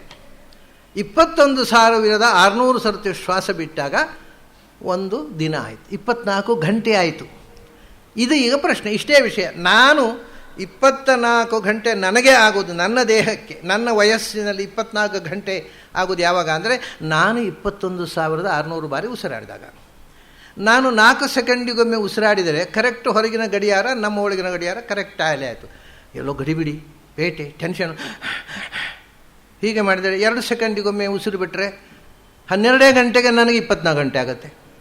ಸೊ 50 ವರ್ಷಕ್ಕೆ 100 ವರ್ಷ ತುಂಬಿ ಟಿಕೆಟ್ ತೊಗೊಳ್ಬೇಕಾಗತ್ತೆ.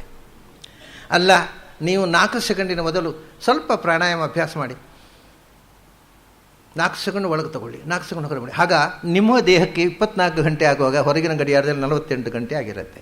ಸೊ ಈ ದೇಹಕ್ಕೆ 100 ವರ್ಷ ಆಗಬೇಕಾದ್ರೆ ಹೊರಗಿನ ಗಡಿಯಾರ 200 ವರ್ಷ ಆಗಬೇಕಾಗುತ್ತೆ. It's very simple.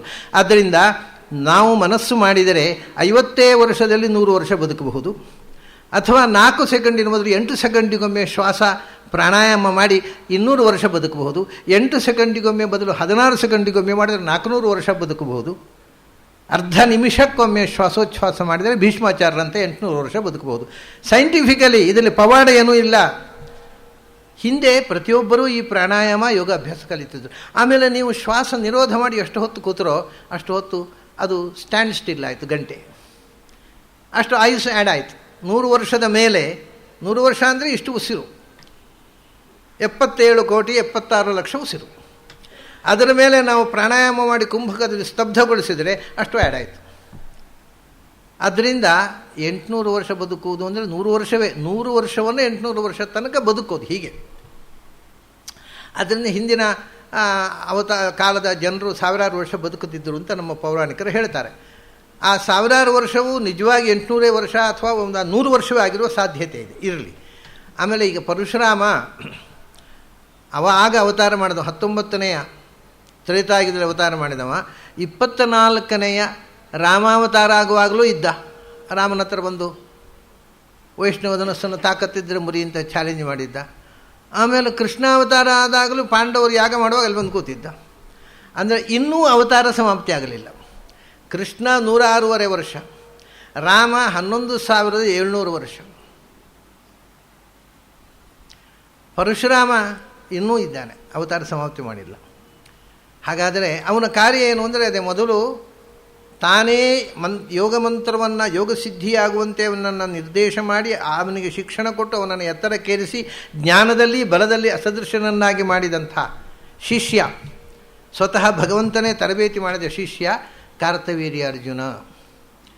ಶಿಷ್ಯ ಇರಬಹುದು, ಅವನು ಯಾವಾಗ ತಪ್ಪು ಮಾಡಿದನೋ, ಜಯ ವಿಜಯರ ಕಥೆ ಹೇಳುವಾಗ ನಿನ್ನೆ ಹೇಳಿದೆ ನಾನು, ಅದು ನರಸಿಂಹ, ವರಾಹ, ರಾಮ, ಕೃಷ್ಣ, ಜಯ ವಿಜಯರ ಸಂಹಾರಕ್ಕೋಸ್ಕರ ಆದ 4 ಅವತಾರಗಳು, ಅದೇ ಓಂಕಾರದ 4 ರೂಪಗಳು. ಹಾಗಾಗಿ ಇಲ್ಲಿ ಪರಶುರಾಮ ಕಾರ್ತವೀರ್ಯಾರ್ಜುನ ತಪ್ಪು, ಅಲ್ಲಿ ಆ ಅವತಾರಗಳು ಹೇಳಿದಾನೆ, ಯಾವಾಗ ಜ್ಞಾನಿಗಳಿಗೆ ನಮ್ಮಿಂದ ಅನ್ಯಾಯ ಆಗುತ್ತೋ ಆವಾಗ ಭಗವಂತ ಕ್ಷಮಿಸೋಲ್ಲ. ಒಂದೇ ಕನ್ಸಿಡರೇಷನ್ ಅವನಿಗೆ, ನಹಿ ಜ್ಞಾನೇನ ಸದೃಶ. ಜ್ಞಾನಕ್ಕೆ ಯಾರು ಅಪಚಾರ ಮಾಡ್ತಾರೆ ಅವರನ್ನು ಭಗವಂತ ಎಂದೂ ಕ್ಷಮಿಸುವುದಿಲ್ಲ. ಜ್ಞಾನಿಗಳು ಏನು ಮಾಡಿದರೂ ಕ್ಷಮಿಸಿಬಿಡ್ತಾರೆ. ಯಾಕೆಂದರೆ ಜ್ಞಾನಾಗ್ನಿ ಸರ್ವಕರ್ಮಾಣಿ ಭಸ್ಮಸಾತ್ ಕೊಡುತ್ತೆ. ನೀವು ಏನು ಪಾಪ ಮಾಡಿದರೂ ಜ್ಞಾನದ ಬೆಂಕಿಯಲ್ಲಿ ಮಾತ್ರವೇ ಅದನ್ನು ಸುಡಲಿಕ್ಕೆ ಬರುತ್ತೆ, ಬೇರೆ ಬೆಂಕಿಯೇ ಇಲ್ಲ ಅದನ್ನು ಸುಡುವಂಥದ್ದು. ಕರ್ಮಕ್ಕಿಂತಲೂ ಭಯಂಕರವಾದ ಒಂದು ಸೃಷ್ಟಿಯಾಗಿದೆ ಈಗ ಪ್ಲಾಸ್ಟಿಕ್ಕು, ಅದು ಬೆಂಕಿಗೂ ಸುಡೋಲ್ಲ, ಅದು ನ್ಯೂಸೆನ್ಸ್. ಅದು ಸೃಷ್ಟಿಯಾಯಿತು ಅಂದರೆ ಇಡೀ ಊರನ್ನು ಹೊಲಸೆಬ್ಬಿಸಲಿಕ್ಕೆ ಗಬ್ಬು. ಆದರೆ ಕರ್ಮ ಹಾಗಲ್ಲ, ಬೆಂಕಿಗೆ ಸುಟ್ಟು ಹೋಗುತ್ತೆ, ಜ್ಞಾನದ ಬೆಂಕಿಗೆ ಸುಟ್ಟು ಹೋಗುತ್ತೆ. ಆದ್ದರಿಂದ ಜ್ಞಾನಕ್ಕೆ ಸಾಟಿಯಾದ ಇನ್ನೊಂದು ಸಂಗತಿ ಇಲ್ಲ. ಭಗವಂತನಿಗೆ ಅತ್ಯಂತ ಪ್ರಿಯವಾದ ವಸ್ತು ಅಂದರೆ ಜ್ಞಾನ. ಇಷ್ಟು ದೊಡ್ಡ ಜ್ಞಾನಿ ಕಾರ್ತವೀರ್ಯ ಅರ್ಜುನ ಒಂದು ದಿವಸ ಬೇಟೆಗೆ ಬಂದವ ಜಮದಗ್ನಿಯ ಆಶ್ರಮಕ್ಕೆ ಬಂದ. ಜಮದಗ್ನಿಯ ಆಶ್ರಮಕ್ಕೆ ಬಂದರೆ ಜಮದಗ್ನಿ ಋಷಿಗಳು ಅವನಿಗೆ ಬೇಕಾದ ಉಪಚಾರ ಮಾಡಿ, ರಾಜ ನಮ್ಮ ದೇಶವನ್ನು ಆಳುವವ ಅಂತ ಬೇಕಾದಷ್ಟು ಆದರ ಮಾಡಿ ಉಪಚಾರ ಮಾಡಿ ಬಡಿಸಿ ಕಳಿಸಿದರೆ, ನಿಮ್ಮ ಆಶ್ರಮದಲ್ಲಿ ಇಷ್ಟೆಲ್ಲ ವ್ಯವಸ್ಥೆ ಹೇಗೆ ಬಂತು ಅಂತ ವಿಚಾರಣೆ ಶುರು ಮಾಡಿದೆವ. ಎನ್ಕ್ವೈರಿ, ಇಷ್ಟೆಲ್ಲ ಹೇಗೆ ಬಂತು ಅದು ವಿಚಾರಣೆ ಮಾಡಿದಾಗ ಗೊತ್ತಾಯಿತು, ಅವನಲ್ಲಿ ನಂದಿನಿ ಒಂದು ಕಾಮಧೇನು ಇದೆ ಋಷಿಗಳ ಆಶ್ರಮದಲ್ಲಿ, ಅದನ್ನು ಪ್ರಾರ್ಥಿಸಿದರೆ ಅದು ಬಯಸಿದ್ದನ್ನು ಕೊಡುತ್ತೆ. ಆ ನಂದಿನಿಯ ಸಹಕಾರದಿಂದ ಕಾಮಧೇನು ಅದು ಇವರು ಇಂಥದ್ದು ಆಶ್ರಮ. ತಕ್ಷಣ ಹೋದವನು ಆ ಜಮದಗ್ನಿ ಆಶ್ರಮದಲ್ಲಿ ಇರತಕ್ಕಂಥ ಆ ಹಸುವನ್ನು ಹಿಡ್ಕೊಂಡು ಬಂದಿಂದ ಸೈನಿಕರನ್ನು ಕಳಿಸಿದ. ಅವರು ಅದನ್ನು ಹಾರಿಸ್ಕೊಂಡು ಅವ್ರ ಮನೆ ಕೊಂಡು ಹೋದರು. ಇದು ನಡೆದದ್ದು. ಆದರೆ ಅದು ಒಮ್ಮೆ ಕೊಂಡು ಹೋಗಲಿಕ್ಕೆ ಆಗಲಿಲ್ಲ. ಕೊಂಡು ಹೋಗಬೇಕು ಅಂತ ಅವನು ಪ್ರಯತ್ನ ಮಾಡಿದಾಗ ಅದು ಹೋಗಲಿಲ್ಲ. ಅಷ್ಟೇ ಅಲ್ಲ, ಅದು ಜಮದಗ್ನಿಯ ಜೊತೆಗೆ ಹೋರಾಟಕ್ಕೆ ನಿಂತು ಬಿಟ್ಟಿತು. ಆವಾಗ ಆ ಬ್ರಹ್ಮ ತೇಜಸ್ಸಿನ ಮುಂದೆ ಕ್ಷಾತ್ರ ಸೋತಿತ್ತು. ಆಗ ಕಡೆಗೆ ಇವರು ಏನು ಮಾಡಿದ್ದು ಅಂದರೆ ಜಮದಗ್ನಿಯ ತಲೆ ಕಡಿದು ಅದನ್ನು ಇಟ್ಕೊಂಡು ಹೋದರು. ಇದು ಪರಶುರಾಮನಿಗೆ ಸಿಟ್ಟು ಬರಲಿಕ್ಕೆ ಕಾರಣ. ಆಗ ಅವನ ತಾಯಿ, ಪರಶುರಾಮ ಎಲ್ಲೋ ಹೊರಗೆ ಹೋಗಿದ್ದ ಕಟ್ಟಿಗೆ ತರಲಿಕ್ಕೆ, ಅವನ ಕೈಯಲ್ಲಿ ಕೊಡಲಿ ಅಲ್ವ, ಕೊಡಲಿ ಯಾಕೆಂದರೆ ಇದ್ಮ ಪ್ರವರಶ್ಚನ ಕುಠಾರಹ ಅಂತ. ಕೊಡಲಿ ಯಾಕೆ ಅಂದರೆ ಕಟ್ಟಿಗೆ ಕಡಿಯಲಿಕ್ಕೆ, ಆ ಮನೆಗೆ ಕಟ್ಟಿಗೆಗೆ ಹೋಮಕ್ಕೆ ಸಮಿಧೆಯೆಲ್ಲ ತರ್ತಿದ್ದ, ಅದಕ್ಕೋಸ್ಕರ ಅವನ ಕೈಯಲ್ಲಿ ಕೊಡಲಿ. ಈ ಮಗ ಇಲ್ಲ, ತಾಯಿ ರೇಣುಕಾ ಅವಳು ಕೂತಿದ್ದಾಳೆ, ಅವಳ ಕಣ್ಮುಂದೆ ಜಮದಗ್ನಿಯ ತಲೆಯನ್ನು ಕಡಿದು ಗೋವನ್ನು ಹಿಡ್ಕೊಂಡು ಹೋದರು. ಆವಾಗ ಎದೆ ಎದೆ ಬಡ್ಕೊಂಡು ಪರಶುರಾಮ ಪರಶುರಾಮ ಪರಶುರಾಮ ಬಾಪ ಅಂತ ಕೂಗಿದ್ಲಂತೆ ತಾಯಿ. 21 ಬಾರಿ ಕೂಗಿದ್ದಾಳೆ. ಅಮ್ಮ ನೀನು 21 ಬಾರಿ ಕೂಗಿದ್ದೀಯಾ, 21 ಬಾರಿ ಕ್ಷತ್ರಿಯರನ್ನು ನಿರ್ನಾಮ ಮಾಡ್ತೇನೆ ಅಂತ ಪ್ರತಿಜ್ಞೆ ಮಾಡಿದ. ಮೊದಲು ಹೋಗಿ ಕಾರ್ತವೀರ್ಯಾರ್ಜುನನ್ನು ನಿರ್ವಂಶ ಮಾಡಿದ. ಅಂದರೆ ಇಲ್ಲಿ ನೋಡಿ, ಒಬ್ಬ ಜ್ಞಾನಿಯಾದ ತಪಸ್ವಿಯಾದ ಋಷಿಯ ತಲೆ ಕಡಿದು ಆ ದನವನ್ನು ಕೊಂಡು ಹೋಗಬೇಕಾಗಿದ್ದರೆ ಕ್ಷತ್ರಿಯರಲ್ಲಿ ಎಂಥ ಔದ್ಧತ್ಯ ಬಂದಿತ್ತು, ಅಧಿಕಾರ ಮದ. ಯಾವಾಗ ಕ್ಷತ್ರಿಯರಲ್ಲಿ ಅಧಿಕಾರ ಮದ ಬಂತೋ ಅದು ನಾಶ ಆಗಬೇಕು. ಅದನ್ನು ಹೇಳ್ತಾರೆ, ಅವತಾರೇ ಷೋಡಶಮೇ ಯಚ್ಛನ್ ಬ್ರಹ್ಮದ್ರುಹ ನೃಪಾನ್. ದೇವರನ್ನು ವೇದವನ್ನು ನಿರಾಕರಣೆ ಮಾಡತಕ್ಕಂಥ ಮಂದಿ ಅಧಿಕಾರಕ್ಕೆ ಬಂದಾಗ ಪರಶುರಾಮ ಬಂದ. ಬ್ರಹ್ಮದ್ರುಹ, ಬ್ರಹ್ಮ ಅಂದರೆ ವೇದ ಮತ್ತು ಭಗವಂತ. ವೇದವನ್ನು ನಿರಾಕರಣೆ ಮಾಡುವ, ಭಗವಂತನ ನಿರಾಕರಣೆ ಮಾಡುವ ನಾಸ್ತಿಕರ ಕೈಯಲ್ಲಿ ದೇಶದ ಆಡಳಿತ ಬಂದಾಗ ಎಲ್ಲ ಕ್ಷತ್ರಿಯರು ನಾಸ್ತಿಕರಾದರು. ದೇವರ ಭಯ ಇಲ್ಲ, ಧರ್ಮದ ಭಯ ಇಲ್ಲ, ವೇದ ಬೇಕಿಲ್ಲ, ಎಲ್ಲವನ್ನೂ ನಿರಾಕರಣೆ ಬಂದಾಗ ಆಗ ತ್ರಿಸಪ್ತಕೃತ್ವ ಕುಪಿತಃ ನಿಕ್ಷತ್ರಾಂ ಅಕರೋನ್ಮಹೀಂ. ಕೋಪ ಬಂತಂತೆ ಭಗವಂತನಿಗೆ. ಅವನು ಯಾತಕ್ಕೂ ಕೋಪಿಸಿಕೊಳ್ಳೋದಿಲ್ಲ ನೋಡಿ. ಯಾರು ವೇದವನ್ನು ನಿರಾಕರಣೆ ಮಾಡ್ತಾರೆ, ವೇದ ಅಂದರೆ ಜ್ಞಾನ, ಯಾರು ಜ್ಞಾನವನ್ನು ನಿರಾಕರಣೆ ಮಾಡ್ತಾರೆ ಅವರನ್ನು ಉಳಿಸೋದು. ನಿಕ್ಷತ್ರಾಂ ಅಕರೋನ್ಮಹೀಂ. ಭೂಮಿಯಲ್ಲಿ ಕ್ಷತ್ರಿಯ ಸಂತಾನ ಇಲ್ಲದಂತೆ ನಿರ್ಮೂಲ ಮಾಡಿದ, 21 ಬಾರಿ ಸದೆ ಮಾಡಿದರು. ಆ 21 ಬಾರಿ ನಿರ್ಮೂಲ ಮಾಡಿದ ಮೇಲೆ ಅವತಾರ ಮುಗಿಲಿಲ್ಲ. ಇದು ಒಂದು ಕಥೆ. ಆಮೇಲೆ ಅದರ ನಂತರ ರಾಮಾವತಾರದಲ್ಲಿ ಅವನದ್ದೊಂದು ದೊಡ್ಡ ಪಾತ್ರ ಇದೆ, ಅದನ್ನು ಮತ್ತೆ ನೋಡೋಣ. ಆಮೇಲೆ ಪಾಂಡವರನ್ನು ತಗೊಳ್ಳಿ, ಮಹಾಭಾರತ ಯುದ್ಧದಲ್ಲಿ ಪರಶುರಾಮ ತಾನು ಕೊಡಲಿ ಹಿಡ್ಕೊಂಡು ಬಂದು ಯುದ್ಧ ಮಾಡಲಿಲ್ಲ.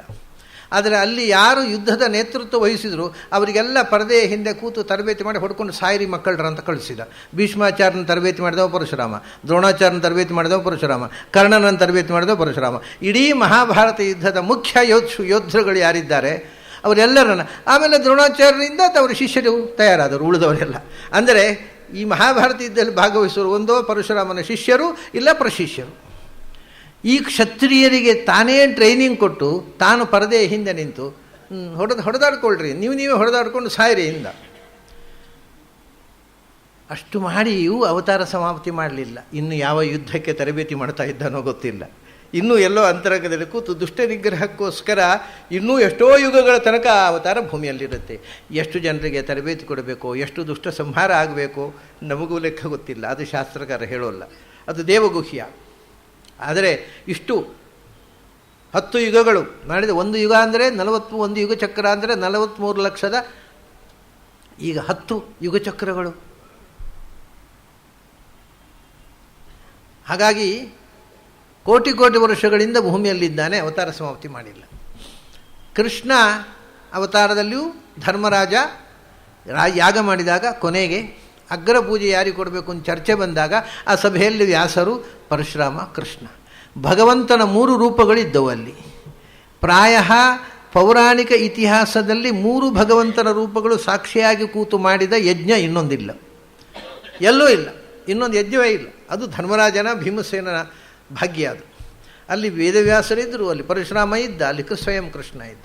3 ಭಗವಂತನ ರೂಪಗಳು ಏಕತ್ರ ಸಮಾವೇಶಗೊಂಡಂಥ ಮಹಾನ್ ಯಜ್ಞ, ಅಭೂತಪೂರ್ವ ಯಜ್ಞ. ಅದು ಧರ್ಮರಾಜ ಮತ್ತು ಭೀಮಸೇನ ಕೂಡಿ ಮಾಡಿದ್ದು.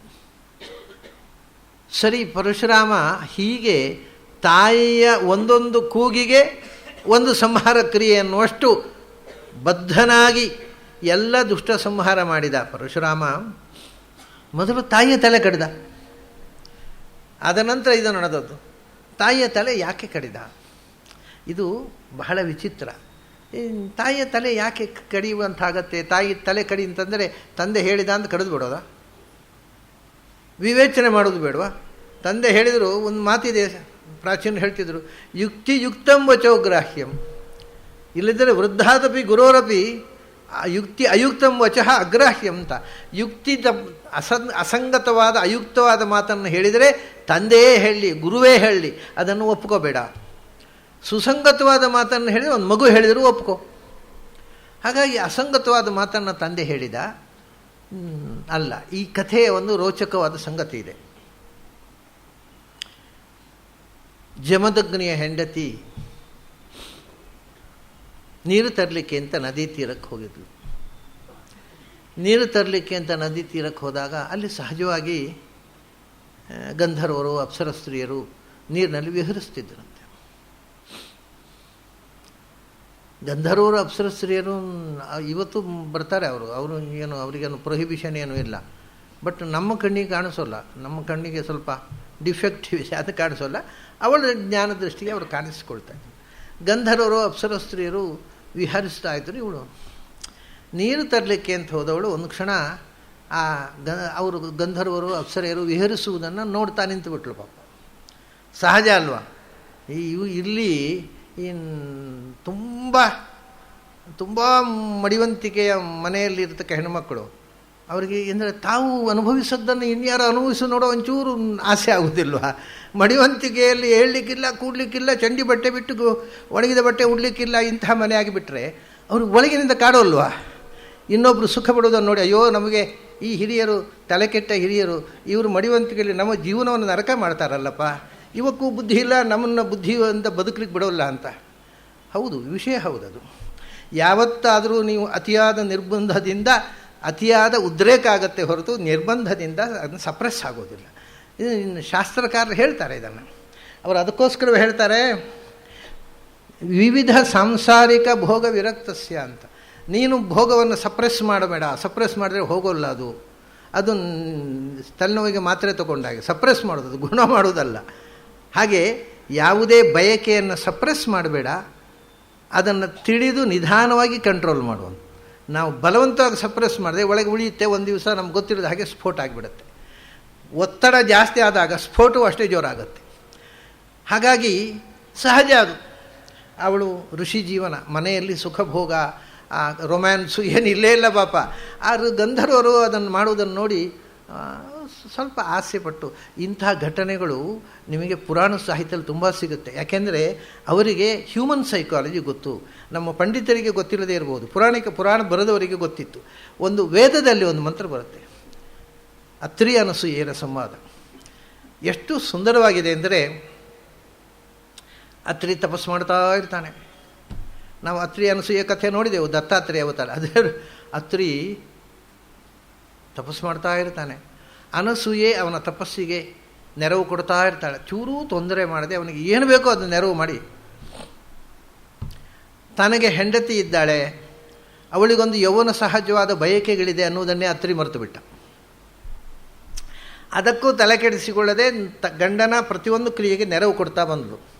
ಒಂದು ದಿವಸ ಹೇಳ್ತಾಳೆ, ಬಹಳ ಸುಂದರವಾದ ಮಾತು, ನೀವು ತಪಸ್ಸು ಮಾಡ್ತಾ ಇದ್ದೀರಿ, ನಾನು ಎಷ್ಟು ದಿವಸ ಬೇಕಾದರೂ ನಿಮಗೋಸ್ಕರ ಕಾಯಬಲ್ಲೆ, ನಾನು ಕಾಯ್ತೀನಿ, ಆದರೆ ನನ್ನ ಯೌವನ ಕಾಯೋಲ್ಲ. ನೀವು ಹೆಂಡತಿ ಇದ್ದಾಳೆ ಅಂತ ನೆನಪಾದಾಗ ನಾನು ಮುದುಕಿಯಾಗಬಹುದು, ಅದನ್ನು ನೆನಪಿಟ್ಟುಕೊಳ್ಳಿ ಅಂತ ತಕ್ಷಣ ಅನ್ಯಾಯ ಮಾಡಿಬಿಟ್ಟೆ ಹೆಂಡತಿಗೆ. ಇದು ಪ್ರಾಚೀನರಲ್ಲಿ ಎಚ್ಚರ ಇತ್ತು ನೋಡಿ. ಅವರು ಇಂದ್ರಿಯ ನಿಗ್ರಹ ಅಂತ ಹೇಳಿಕೊಂಡು ಅತಿಯಾದಂಥ ವರ್ತನಿಲ್ಲ. ಅದು ಆ ಮಾತು ಕೇಳಿದ ತಕ್ಷಣ ನಾನು ತಪ್ಪು ಮಾಡಿಬಿಟ್ಟೆ, ನಿನ್ನ ಆಸೆ ಆಕಾಂಕ್ಷೆಗಳಿಗೆ ಸ್ಪಂದಿಸಲಿಲ್ಲ, ನನ್ನನ್ನು ಕ್ಷಮಿಸು ಅಂತಂದುಬಿಡ್ತಾರೆ. ಹಾಗೆಯೇ ಸಹಜ ಅದು. ಆ ವಾತಾವರಣದಲ್ಲಿ ಜಮದಗ್ನಿಯ ತಪೋವನದಲ್ಲಿ ದಿನ ಅನುಷ್ಠಾನ, ತಪಸ್ಸು, ಯಜ್ಞಯಾಗಗಳು, ಅದರ ಭರದಲ್ಲಿ ಅವಳಿಗೆ ಸೆಕ್ಸ್ ಮರೆತೇ ಹೋಗಿತ್ತು. ಈ ಗಂಧರ್ವರ ಸೆಕ್ಸ್ ನೋಡಿ ಒಂದು ಸ್ವಲ್ಪ ಖುಷಿಯಾಗಿ ನಿಂತು ನೋಡಿದ್ಲು. ಮನೆಗೆ ಬರುವಾಗ ತಡ ಆಯಿತು. ಇವರು ಏನು ತಡ ಆಯಿತು ಅಂತ ಇವರು ಜಮದಗ್ನಿಗಳು ಅಂತರ್ದೃಷ್ಟಿಯಿಂದ ನೋಡಿದರು, ಗೊತ್ತಾಯಿತು ಗಂಧರ್ವರನ್ನು ನೋಡ್ತಾ ಕೂತಿದ್ಲು. ಒಂದು ಸಂಗತಿ ಏನು ಗೊತ್ತುಂಟ, ನಮ್ಮ ಪ್ರಾಚೀನ ಗ್ರಂಥಗಳಲ್ಲಿ ಋಷಿಗಳಿಗೆ ಕೋಪ ಬರುತ್ತಲ್ಲ, ಅದು ನಿಜವಾದ ಕೋಪ ಅಲ್ಲ. ಆ ಕೋಪದ ಹಿಂದೆ ಒಂದು ಉದ್ಧಾರ ಇರ್ತದೆ, ಒಂದು ವಿಶಿಷ್ಟವಾದ ಉದ್ದೇಶ ಇರ್ತದೆ, ಅನುಕಂಪೆ ಇರ್ತದೆ. ಮಕ್ಕಳ ಮೇಲೆ ತಂದೆ ತಾಯಿ ಕೋಪಿಸಿಕೊಂಡು ಬೈತಾರೆ, ಒಂದೊಮ್ಮೆ ಹೊಡಿತಾರೆ, ಆದರೆ ಅದರ ಹಿಂದೆ ಇರುವುದು ಪ್ರೀತಿ ಹೊರತು ದ್ವೇಷ ಅಲ್ಲ. ಹಾಗೆ ನೀವು ಋಷಿಗಳ ಯಾವ ಶಾಪ ಬೇಕಾದ್ರೂ ತಗೊಳ್ಳಿ, ಆ ಶಾಪ ಅವರು ಕೊಡ್ತಾರಲ್ಲ, ಅದರ ಹಿಂದೆ ಒಂದೋ ಆ ವ್ಯಕ್ತಿಯ ಉದ್ಧಾರ ಇದೆ, ಒಂದೋ ಲೋಕೋದ್ಧಾರ ಇದೆ. ಇದೇ ಎರಡು ಪ್ರಸಂಗ ನಿಮಗೆ ಕೊಡ್ತೇನೆ ನಾನು. ಒಂದು ರಾಮಾವತಾರದ ಅಹಲ್ಯೆಯ ಪ್ರಸಂಗ,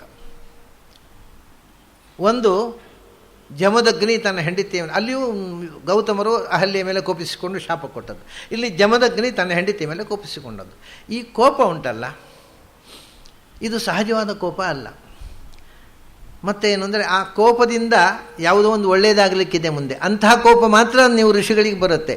ಯಾತಕ್ಕೂ ಉಪಯೋಗ ಇಲ್ಲದ ಕೋಪ ಉಂಟಲ್ಲ, ಈ ನಮ್ಮಲ್ಲಿ ಎಷ್ಟೋ ಜನ ಗಂಡಸರಿಗೆ ಮನೆಯಲ್ಲಿ ಬರುತ್ತಲ್ಲ, ಮೂಗಿನ ತುದಿಯಲ್ಲಿ ಕೋಪ, ಅದು 5 ಪೈಸೆ ಉಪಯೋಗ ಇಲ್ಲ, ಸಿಟ್ಟು ಅವರಿಗೂ ಉಪಯೋಗ ಇಲ್ಲ, ಮನೆಯವರಿಗೂ ಉಪಯೋಗ ಇಲ್ಲ.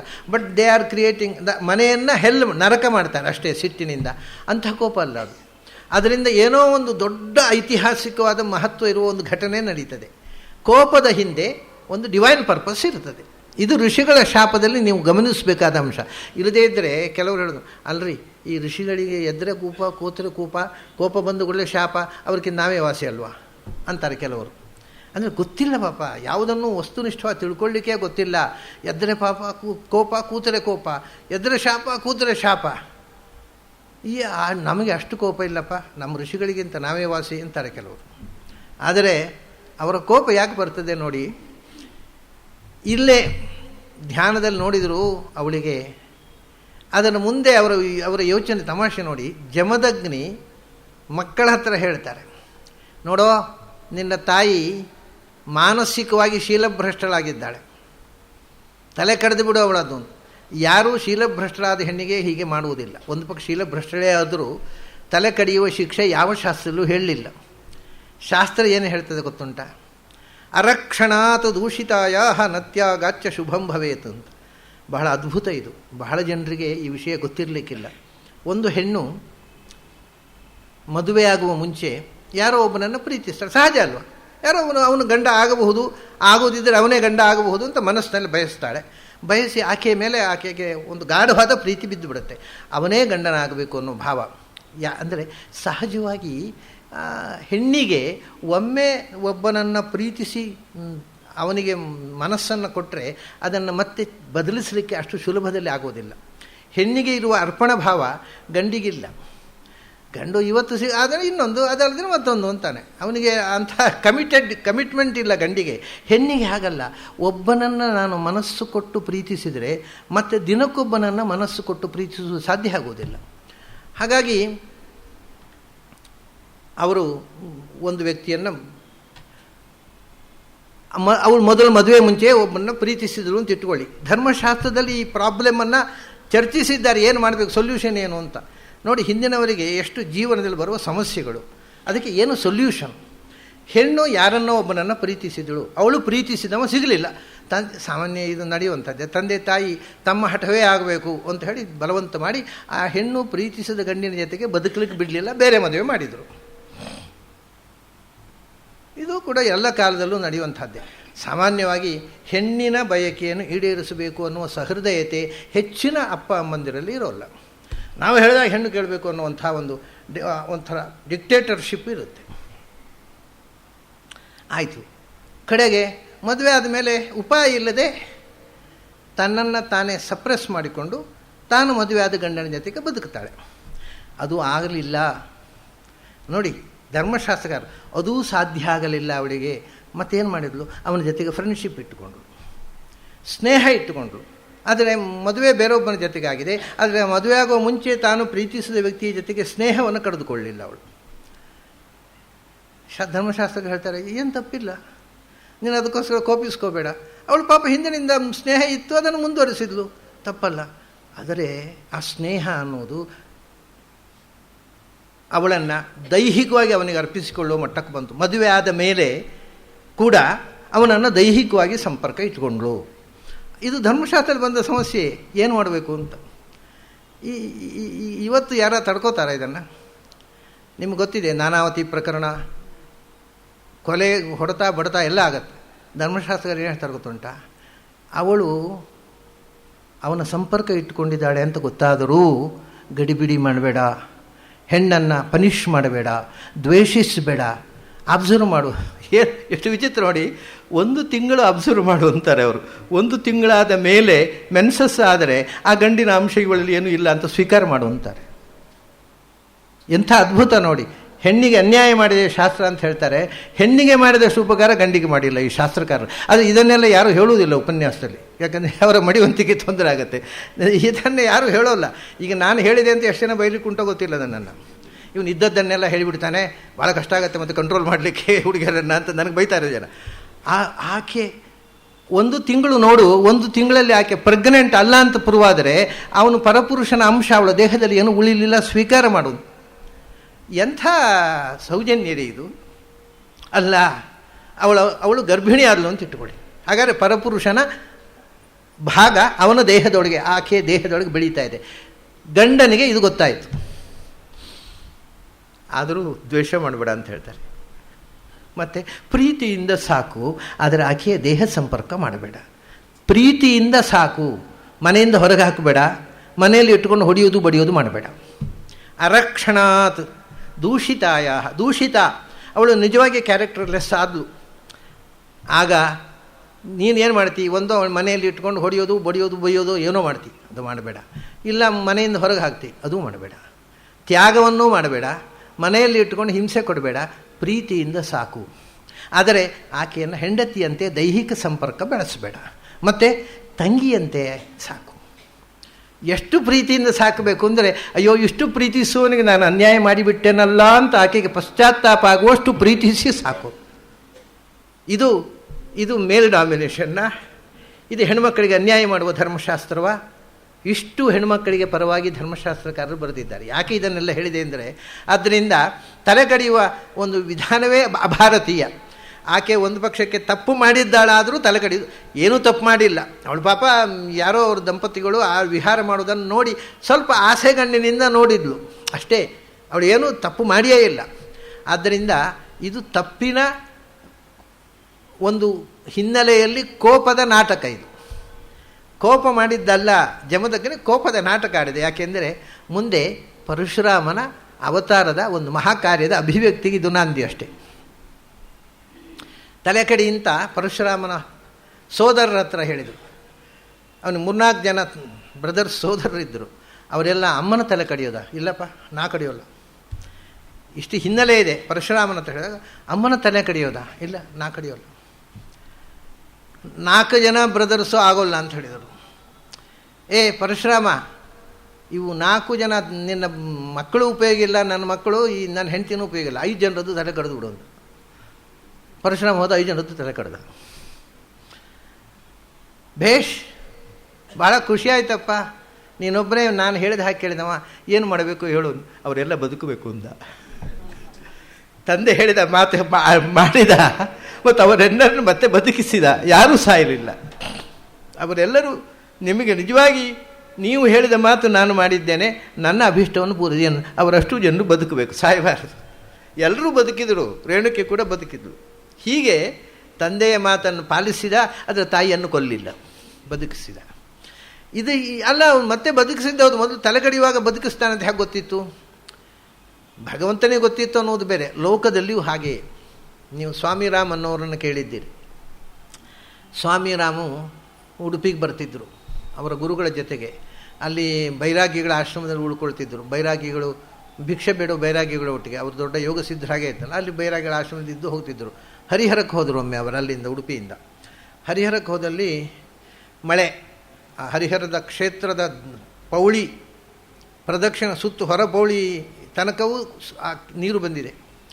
ನೀರು ಬಂದು ಕೊಚ್ಚು ನೀರು ಹರಿತಾ ಇದೆ, ಏನು ಸಿಕ್ಕಿದ್ದನ್ನು ಕೊಚ್ಚಿಕೊಂಡು ಹರಿತಾ ಇದೆ. ಆಗ ಸ್ವಾಮಿರಾಮನ ಗುರುಗಳು ಹೇಳಿದ್ರಂತೆ, ಅವರು ಕೆಲವನ್ನು ಕರ್ಕೊಂಡು ಬಂದಿದ್ದರು ಶಿಷ್ಯರನ್ನು. ನಿಮ್ಮಲ್ಲಿ ಯಾರು ಈ ನದಿಗೆ ಹಾರಿ ಆಚೆ ದಡದಲ್ಲಿ ಮೇಲೆ ಬರ್ತೀರೋ ಅವರಿಗೆ ನಾನು ನನ್ನ ಯೋಗ ಶಕ್ತಿಯನ್ನು ಕೊಡ್ತೀನಿ ಅಂತ. ಅವರು ಒಟ್ಟಿಗೆ ಬಂದವರು ಎಲ್ಲ, ಅಲ್ಲ ಮೇಲೆ ಬಂದಿರಲ್ಲ ಕೊಡೋದು, ನಾವು ಹಾರಿದ ಮೇಲೆ ಬರುವ ಪ್ರಶ್ನೆ ಇಲ್ಲ, ಇದು ಆಗೋದಲ್ಲ ಹೋಗೋದಲ್ಲ ಅಂತ, ನಮಗೆ ನಿಮ್ಮ ಯೋಗೋಪದೇಶವೂ ಬೇಡ, ನಾವು ಬರುವುದೂ ಇಲ್ಲ ಅಂತ ಹೇಳಿಕೊಂಡು ಎಲ್ಲ ಕೂತ್ಬಿಟ್ರಲ್ಲ, ಯಾರೂ ಹಾರಲಿಲ್ಲ. ಸ್ವಾಮಿರಾಮ್ ಯೋಚನೆ ಮಾಡಿದ್ರಂತೆ, ಅಲ್ಲ ಹಾರು ಅಂತ ಹೇಳಿದ ಮೇಲೆ ಇವರು ರಕ್ಷಿಸುವ ಜವಾಬ್ದಾರಿ ಇರಬೇಕಲ್ಲ, ಗುರುಗಳು ಬೇಜವಾಬ್ದಾರರಲ್ಲಲ್ವ, ಅವರು ರಕ್ಷಿಸ್ತಾರೆ ಅಂತ ಧೈರ್ಯವಾಗಿ ಹಾರಿಬಿಟ್ರು. ಪ್ರವಾಹ ಕೊಚ್ಚಿಕೊಂಡು ಹೋಗೋ ಅವ್ರು ಹೇಳ್ತಾರೆ, ಯಾರೋ ನನ್ನನ್ನು ಎತ್ತಿಕೊಂಡು ಆಚೆ ದಡಲ್ಲಿ ತಂದಿಟ್ಟಾಗ ಅನಾಯಾಸವಾಗಿ ಈಜೆ ಆಚೆ ಬಂದೆ. ಧೈರ್ಯ ಏನು ಅಂದರೆ ಗುರುಗಳು ಹೇಳಿದ ಮೇಲೆ ಅವರು ರಕ್ಷಣೆ ಮಾಡ್ತಾರೆ. ಇದೇ ಧೈರ್ಯ ಪರಶುರಾಮರು. ತಂದೆ ತಲೆ ಕಡಿ ಅಂತ ಹೇಳಿದರೆ ಅಪ್ರಾಯೋಗಿಕವಾದ್ದನ್ನು ಜ್ಞಾನಿಗಳು ಎಂದು ಹೇಳೋದಿಲ್ಲ. ಅದರಿಂದ ಅದರ ಹಿಂದೆ ಏನೋ ಒಂದು ಉದ್ದೇಶ ಇದೆ ಮತ್ತು ಅದನ್ನು ಸಫಲಗೊಳಿಸಬೇಕು.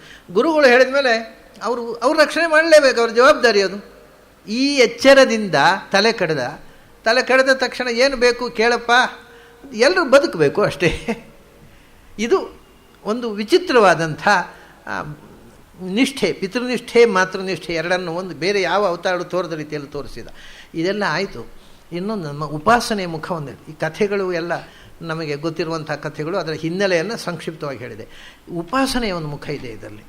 ಏನು ಅಂದರೆ ಪರಶುರಾಮ ಯಜ್ಞದ ದೇವತೆ.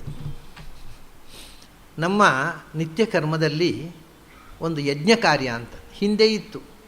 ಯಾವಜ್ಜೀವಂ ಅಗ್ನಿಹೋತ್ರಂ ಜುಹೋತಿ ಅಂತ ಯಜುರ್ವೇದದಲ್ಲಿ ಒಂದು ಮಂತ್ರ ಇದೆ. ಸಾಯೋ ತನಕವು ನಿತ್ಯ ಅಗ್ನಿಮುಖದಲ್ಲಿ ದೇವರ ಪೂಜೆ ಮಾಡಬೇಕು ಅಂತ. ನೀವು ಪೀಠ ಇಟ್ಟು ಮಾಡಿಬಿಡಿ, ಅವ್ರು ಹೇಳೋದು ಎರಡೇ. ಒಂದು ಪ್ರಾಣಾಗ್ನಿಯಲ್ಲಿ ಹೃದಯದಲ್ಲಿ ಅಂತರಂಗದ ಮಾನಸ ಪೂಜೆ, ಒಂದು ಅಗ್ನಿಯಲ್ಲಿ, ಎರಡು ಶಾಸ್ತ್ರಕಾರ ಹೇಳೋದು. ಪೀಠದಲ್ಲಿ ಪ್ರತಿಮೆ ಇಟ್ಟು ಪೂಜೆ ಮತ್ತೆ ಬಂದದ್ದು. ಯಾಕೆಂದರೆ ಮೂಲ ಪ್ರತಿಮೆ ಅಗ್ನಿ ಭಗವಂತನಿಗೆ. ಅಗ್ನಿ, ವಾಯು, ಆದಿತ್ಯ ವೇದಕಾಲದಲ್ಲಿ 3 ಪ್ರತೀಕಗಳು. ಭೂಹು ಭುವಃ ಸ್ವಹ, 3 ಲೋಕಗಳಲ್ಲಿ 3 ಪ್ರತೀಕಗಳು. ಭೂಸ್ಥಾನದಲ್ಲಿ ಅಗ್ನಿ ಪ್ರತೀಕದಲ್ಲಿ ಭಗವಂತನ ಪೂಜೆ. ಆ ಅಗ್ನಿ ಪ್ರತೀಕದಲ್ಲಿ ಆರಾಧ್ಯವಾದ ಭಗವಂತನ ಮುಖ್ಯ ವಿಶಿಷ್ಟ ರೂಪ ಯಾವುದು ಗೊತ್ತುಂಟ? ಅಗ್ನ್ಯಂತರ್ಗತ ಪರಶುರಾಮ. ಆದ್ದರಿಂದ ಅಗ್ನಿಯಲ್ಲಿ ನಾವು ಏನು ಆರಾಧನೆ ಮಾಡ್ತೇವೆ, ಅದು ಬಹಳ ಮುಖ್ಯ ಆಗ್ತದೆ ನಮ್ಮ ಆರಾಧನೆಯಲ್ಲಿ, ಅಗ್ನಿಮುಖದ ಆರಾಧನೆ. ಆದ್ದರಿಂದ ನಾವು ಆರಾಧನೆ ಮಾಡುವುದೇ ಅಗ್ನಿಮುಖದಲ್ಲಿ ಮಾಡತಕ್ಕಂಥ ಆರಾಧನೆ, ಪರಶುರಾಮ ರೂಪದ ಉಪಾಸನೆ. ಅದು ಎರಡನೇ ಇನ್ನೊಂದು ತಮಾಷೆ ಇದೆ. ಏನು ಅಂದರೆ, ನಾವು ಉಚ್ಚಾರ ಮಾಡ್ತೇವಲ್ಲ, ವಾಕ್, ಅಗ್ನಿರು ವಾಗ್ಭೂತ್ವ ಮುಖಂ ಪ್ರಾವಿಶತ್ ಅಂತ ಉಪನಿಷತ್ತು ಹೇಳುತ್ತೆ. ನಮ್ಮ ವಾಕ್ ಉಂಟಲ್ಲ, ವಾಣಿ, ನಾವು ಆಡ್ತಕ್ಕ ಮಾತು, ಅದು ಅಗ್ನಿಗೆ ಸಂಬಂಧಪಟ್ಟದ್ದು. ಒಳಗಿನಿಂದ ಅಗ್ನಿ ನುಡಿಸಿದರೆ ಸ್ವಚ್ಛವಾದ ಮಾತು ಬರುತ್ತೆ, ಇಲ್ಲದೇ ಇದ್ದರೆ ಸ್ವಚ್ಛವಾದ ಮಾತು ಬರೋಲ್ಲ. ಈಗ ಒಂದು ಏನು ಅಂದರೆ, ಸ್ವಚ್ಛವಾದ ಉಚ್ಚಾರಕ್ಕೆ ಉಚ್ಚಾರ ಹೇಗೆ ಮಾಡುವುದು ಅಂತ ಫೊನೆಟಿಕ್ಸ್ ಶಿಕ್ಷಾಶಾಸ್ತ್ರವನ್ನು ಕಲಿಯಬೇಕು. ಎರಡನೇ, ಅಲ್ಪಪ್ರಾಣ ಮಹಾಪ್ರಾಣಗಳ ವ್ಯತ್ಯಾಸವನ್ನು ಸ್ಪಷ್ಟವಾಗಿ ಗೊತ್ತಿರಬೇಕು. ಯಾಕೆಂದರೆ ಒಳಗಿನಿಂದ, ಇವಾಗ ನೀವು ಕೃಷ್ಣಾಷ್ಟಮಿ ಸಮಯದಲ್ಲಿ ಹಿಂದೆ ಒಂದು ಪೇಟ್ಲೆ ಅಂತ ಬರ್ತಿತ್ತು, ಈಗ ಉಂಟೋ ಇಲ್ಲೋ ಗೊತ್ತಿಲ್ಲ ಹಾಗೆ, ಅದರಲ್ಲಿ ಒಂದು ಪೇಟ್ಲೆ ಕಾಯಿ ಹಾಕಿ ಮಕ್ಕಳು ಅದನ್ನು ಕಡ್ಡಿ ಅದನ್ನು ಒತ್ತಿಬಿಟ್ರೆ ಅದು ಠಪ್ ಅಂತ ಒಳಿತಿತ್ತು. ದೊಡ್ಡ ತೂತಿಗೆ ಸಣ್ಣ ಕಾಯಿ ಹಾಕಿದರೆ ಅದು ಟುಸ್ ಅನ್ನತ್ತೆ, ಸಣ್ಣ ತೂತಿಗೆ ದೊಡ್ಡ ದೊಡ್ಡ ಕಾಯಿ ಹಾಕಿದರೆ ಠಪ್ ಅನ್ನತ್ತೆ. ಅಂದರೆ ನೀವು ಕಂಠನಾಳವನ್ನು ಸಣ್ಣದು ಮಾಡಿ ಪ್ರೆಷರು ಜಾಸ್ತಿ ಕೊಟ್ಟರೆ ಮಹಾಪ್ರಾಣಾಕ್ಷರ ಹೊರಗೆ ಬರುತ್ತೆ.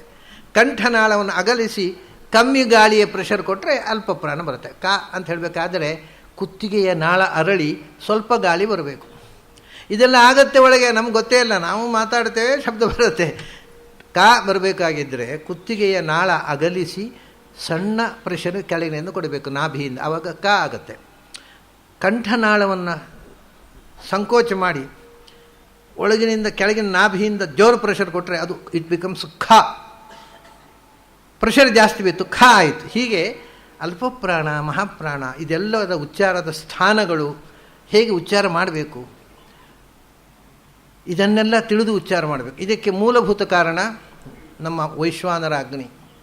ನಾಭಿಯಲ್ಲಿ ಮನಃ ಸಪ್ರೇರೇತಿ ಮಾರುತ, ಮನಃ ಕಾಯಾಗ್ನಿ ಮಾಹಂತಿ ಅಹಂ ವೈಶ್ವಾನರೋ ಭೂತ. ಒಳಗಿನಿಂದ ಅಗ್ನಿ ನಾಮಕನಾದಂಥ ವೈಶ್ವಾನರ ನಾಮಕ ಭಗವಂತ ನಾಭಿಯಲ್ಲಿ ಇರತಕ್ಕಂಥ ಆ ವೈಶ್ವಾನರ ಅಗ್ನಿಗೆ ಮನಸ್ಸು ಮೆಸೇಜ್ ಕಳಿಸ್ತದೆ. ಆ ಸಪ್ರೇರೇತಿ, ಅಲ್ಲಿಂದ ಗಾಳಿ ಪ್ರೆಷರ್ ಶುರುವಾಗುತ್ತೆ. ಆ ಪ್ರೆಷರು ನಾವು ಹೊರಗೆ ಬರುವಾಗ ಬೇರೆ ಬೇರೆ ಆಕಾರಗಳಲ್ಲಿ ಹೊರಗೆ ಬರುತ್ತೆ, ನಾವು ಯಾವ ರೀತಿಯ ಪ್ರೆಷರ್ ಕೊಟ್ಟೆವೋ ಹಾಗೆ. ಆದ್ದರಿಂದ ಮಾತು ಅಗ್ನಿಯಿಂದ ಬರುವುದು. ಸ್ವಚ್ಛವಾದ ಮಾತು ಬರಬೇಕಾಗಿದ್ದರೆ ಅಗ್ನಿದೇವನ ಅನುಗ್ರಹ ಬೇಕು. ಆದ್ದರಿಂದಲೇ ಸುರೂ ನಾವು ದೇವರನ್ನು ಪ್ರಾರ್ಥನೆ ಮಾಡೋದು ಹೇಗೆ? ಅಗ್ನಿಮೀಳೇ ಪುರೋಹಿತಂ. ಯಾಕೆಂದರೆ ನುಡಿಸುವವನು ಅವನು. ನೀನು ಒಳ್ಳೆಯ ಸ್ವಚ್ಛವಾಗಿ ನುಡಿಸಪ್ಪ, ಇಲ್ಲದಿದ್ದರೆ ವೇದ ಮಂತ್ರವೇ ಸರಿಯಾಗಿ ಬಾಯಲ್ಲಿ ಬರೋಲ್ಲ. ಮೊನ್ನೆ ಒಬ್ಬರು ಎಲ್ಲ ಒಂದು ಕಡೆ ಹೋಗಿದ್ದೆ, ಈ ಗಾಯತಿ ಮಂತ್ರ ಜಪ ಮಾಡೋದು ಯಾಕೆ ಹೇಳಿ? ಗಾಯತಿ ಮಂತ್ರ ಅಂದರೆ ಏನು? ಗಾಯತಿ ಮಂತ್ರ ಅಂದರೆ ರೇಪ ಹೇಳಿ ಬರೋದಿಲ್ಲ ಪಾಪ. ಈ ಗಾಯತಿ ಮಂತ್ರ ಎಲ್ಲ ಹೇಳ್ತಾರೆ, ಯಾಕೆ ಹೇಳೋದು ಅಂತ ಕೇಳಿದರು. ನನಗೆ ಒಂದು 2 ನಿಮಿಷ ಅವ್ರು ಏನು ಹೇಳ್ತಾರೆ ಅಂತಲೇ ಗೊತ್ತಾಗಿಲ್ಲ. ದೇವರು ಗಾಯತ್ರಿ ಮಂತ್ರ ಅಂತಲೂ ನುಡಿಸಬೇಕಾಗಿದ್ದರೆ ಭಗವದ್ ಅನುಗ್ರಹ ಬೇಕು, ಇದ್ರ ಬರೋಲ್ಲ ಬಾಯಲ್ಲಿ. ಅದಕ್ಕೆ ಅಗ್ನಿಯ ಪವರು, ಅದೇ ಮಾತೆಲ್ಲ ಜ್ಯೋತಿ ಅಂದರು ಬಸವಣ್ಣ. ಎಲ್ಲ ಒಂದಕ್ಕೊಂದು ಲಿಂಕ್ ಅದು. ವೇದವನ್ನು ನಿರಾಕರಣೆ ಮಾಡುವವರು ವೇದದಿಂದಲೇ ಕಲಿಯೋದು ಅದು ಆದ್ದರಿಂದ ಅಗ್ನಿಮೀಳೆ ಮೊದಲು ಅಗ್ನಿಯ ಸ್ತೋತ್ರ ಯಾಕೆ ಮಾಡೋದು ಅಂದರೆ, ನಾನು ವೇದ ಮಂತ್ರ ಹೇಳ್ತೀನಪ್ಪ, ನನ್ನಿಂದ ವೇದ ನುಡಿಸು, ಸ್ವಚ್ಛವಾಗಿ ನುಡಿಸು, ತಪ್ಪು ನುಡಿಸಬೇಡ. ಇವಾಗ ಎಷ್ಟೋ ಪ್ರಿಂಟ್ ಮಾಡೋ ತಪ್ಪು ಬರೀತಾರೆ, ಹಾಗೆ ಓದಿಬಿಡ್ತಾರೆ ನಮ್ಮ ಹುಡುಗರು. ಇವಾಗ ನೋಡಿ, ಶನ್ನೋ ಮಿತ್ರಶ್ಯಂ ವರುಣಃ ಶನ್ನ ಇಂದ್ರೋ ಬೃಹಸ್ಪತಿ ವಿಷ್ಣು ಶನ್ನೋ ತ್ವಮೇವ ಪ್ರತ್ಯಕ್ಷಂ ಬ್ರಹ್ಮಾಸಿ. ಆಮೇಲೆ ಎಲ್ಲರೂ ಹೆಂಗೆ ಹೇಳ್ತಾರೆ, ಹೆಚ್ಚಿನ ಜನ ನಾನು ಕೇಳಿದ್ದೇನೆ, ತ್ವಮೇವ ಪ್ರತ್ಯಕ್ಷಂ ಬ್ರಹ್ಮ ವದಿಷ್ಯಾಮಿ. ವಸ್ತುತಃ ವೇದದಲ್ಲಿ ಹಾಗಿಲ್ಲ. ತ್ವಾಮೇವ ಪ್ರತ್ಯಕ್ಷಂ ಬ್ರಹ್ಮ ವದಿಷ್ಯಾಮಿ ಅಂತಿದೆ. ಎಲ್ಲರೂ ತ್ವಮೇವ ಹೇಳೋದು, ತ್ವಮೇವ ಹೇಳೋಲ್ಲ.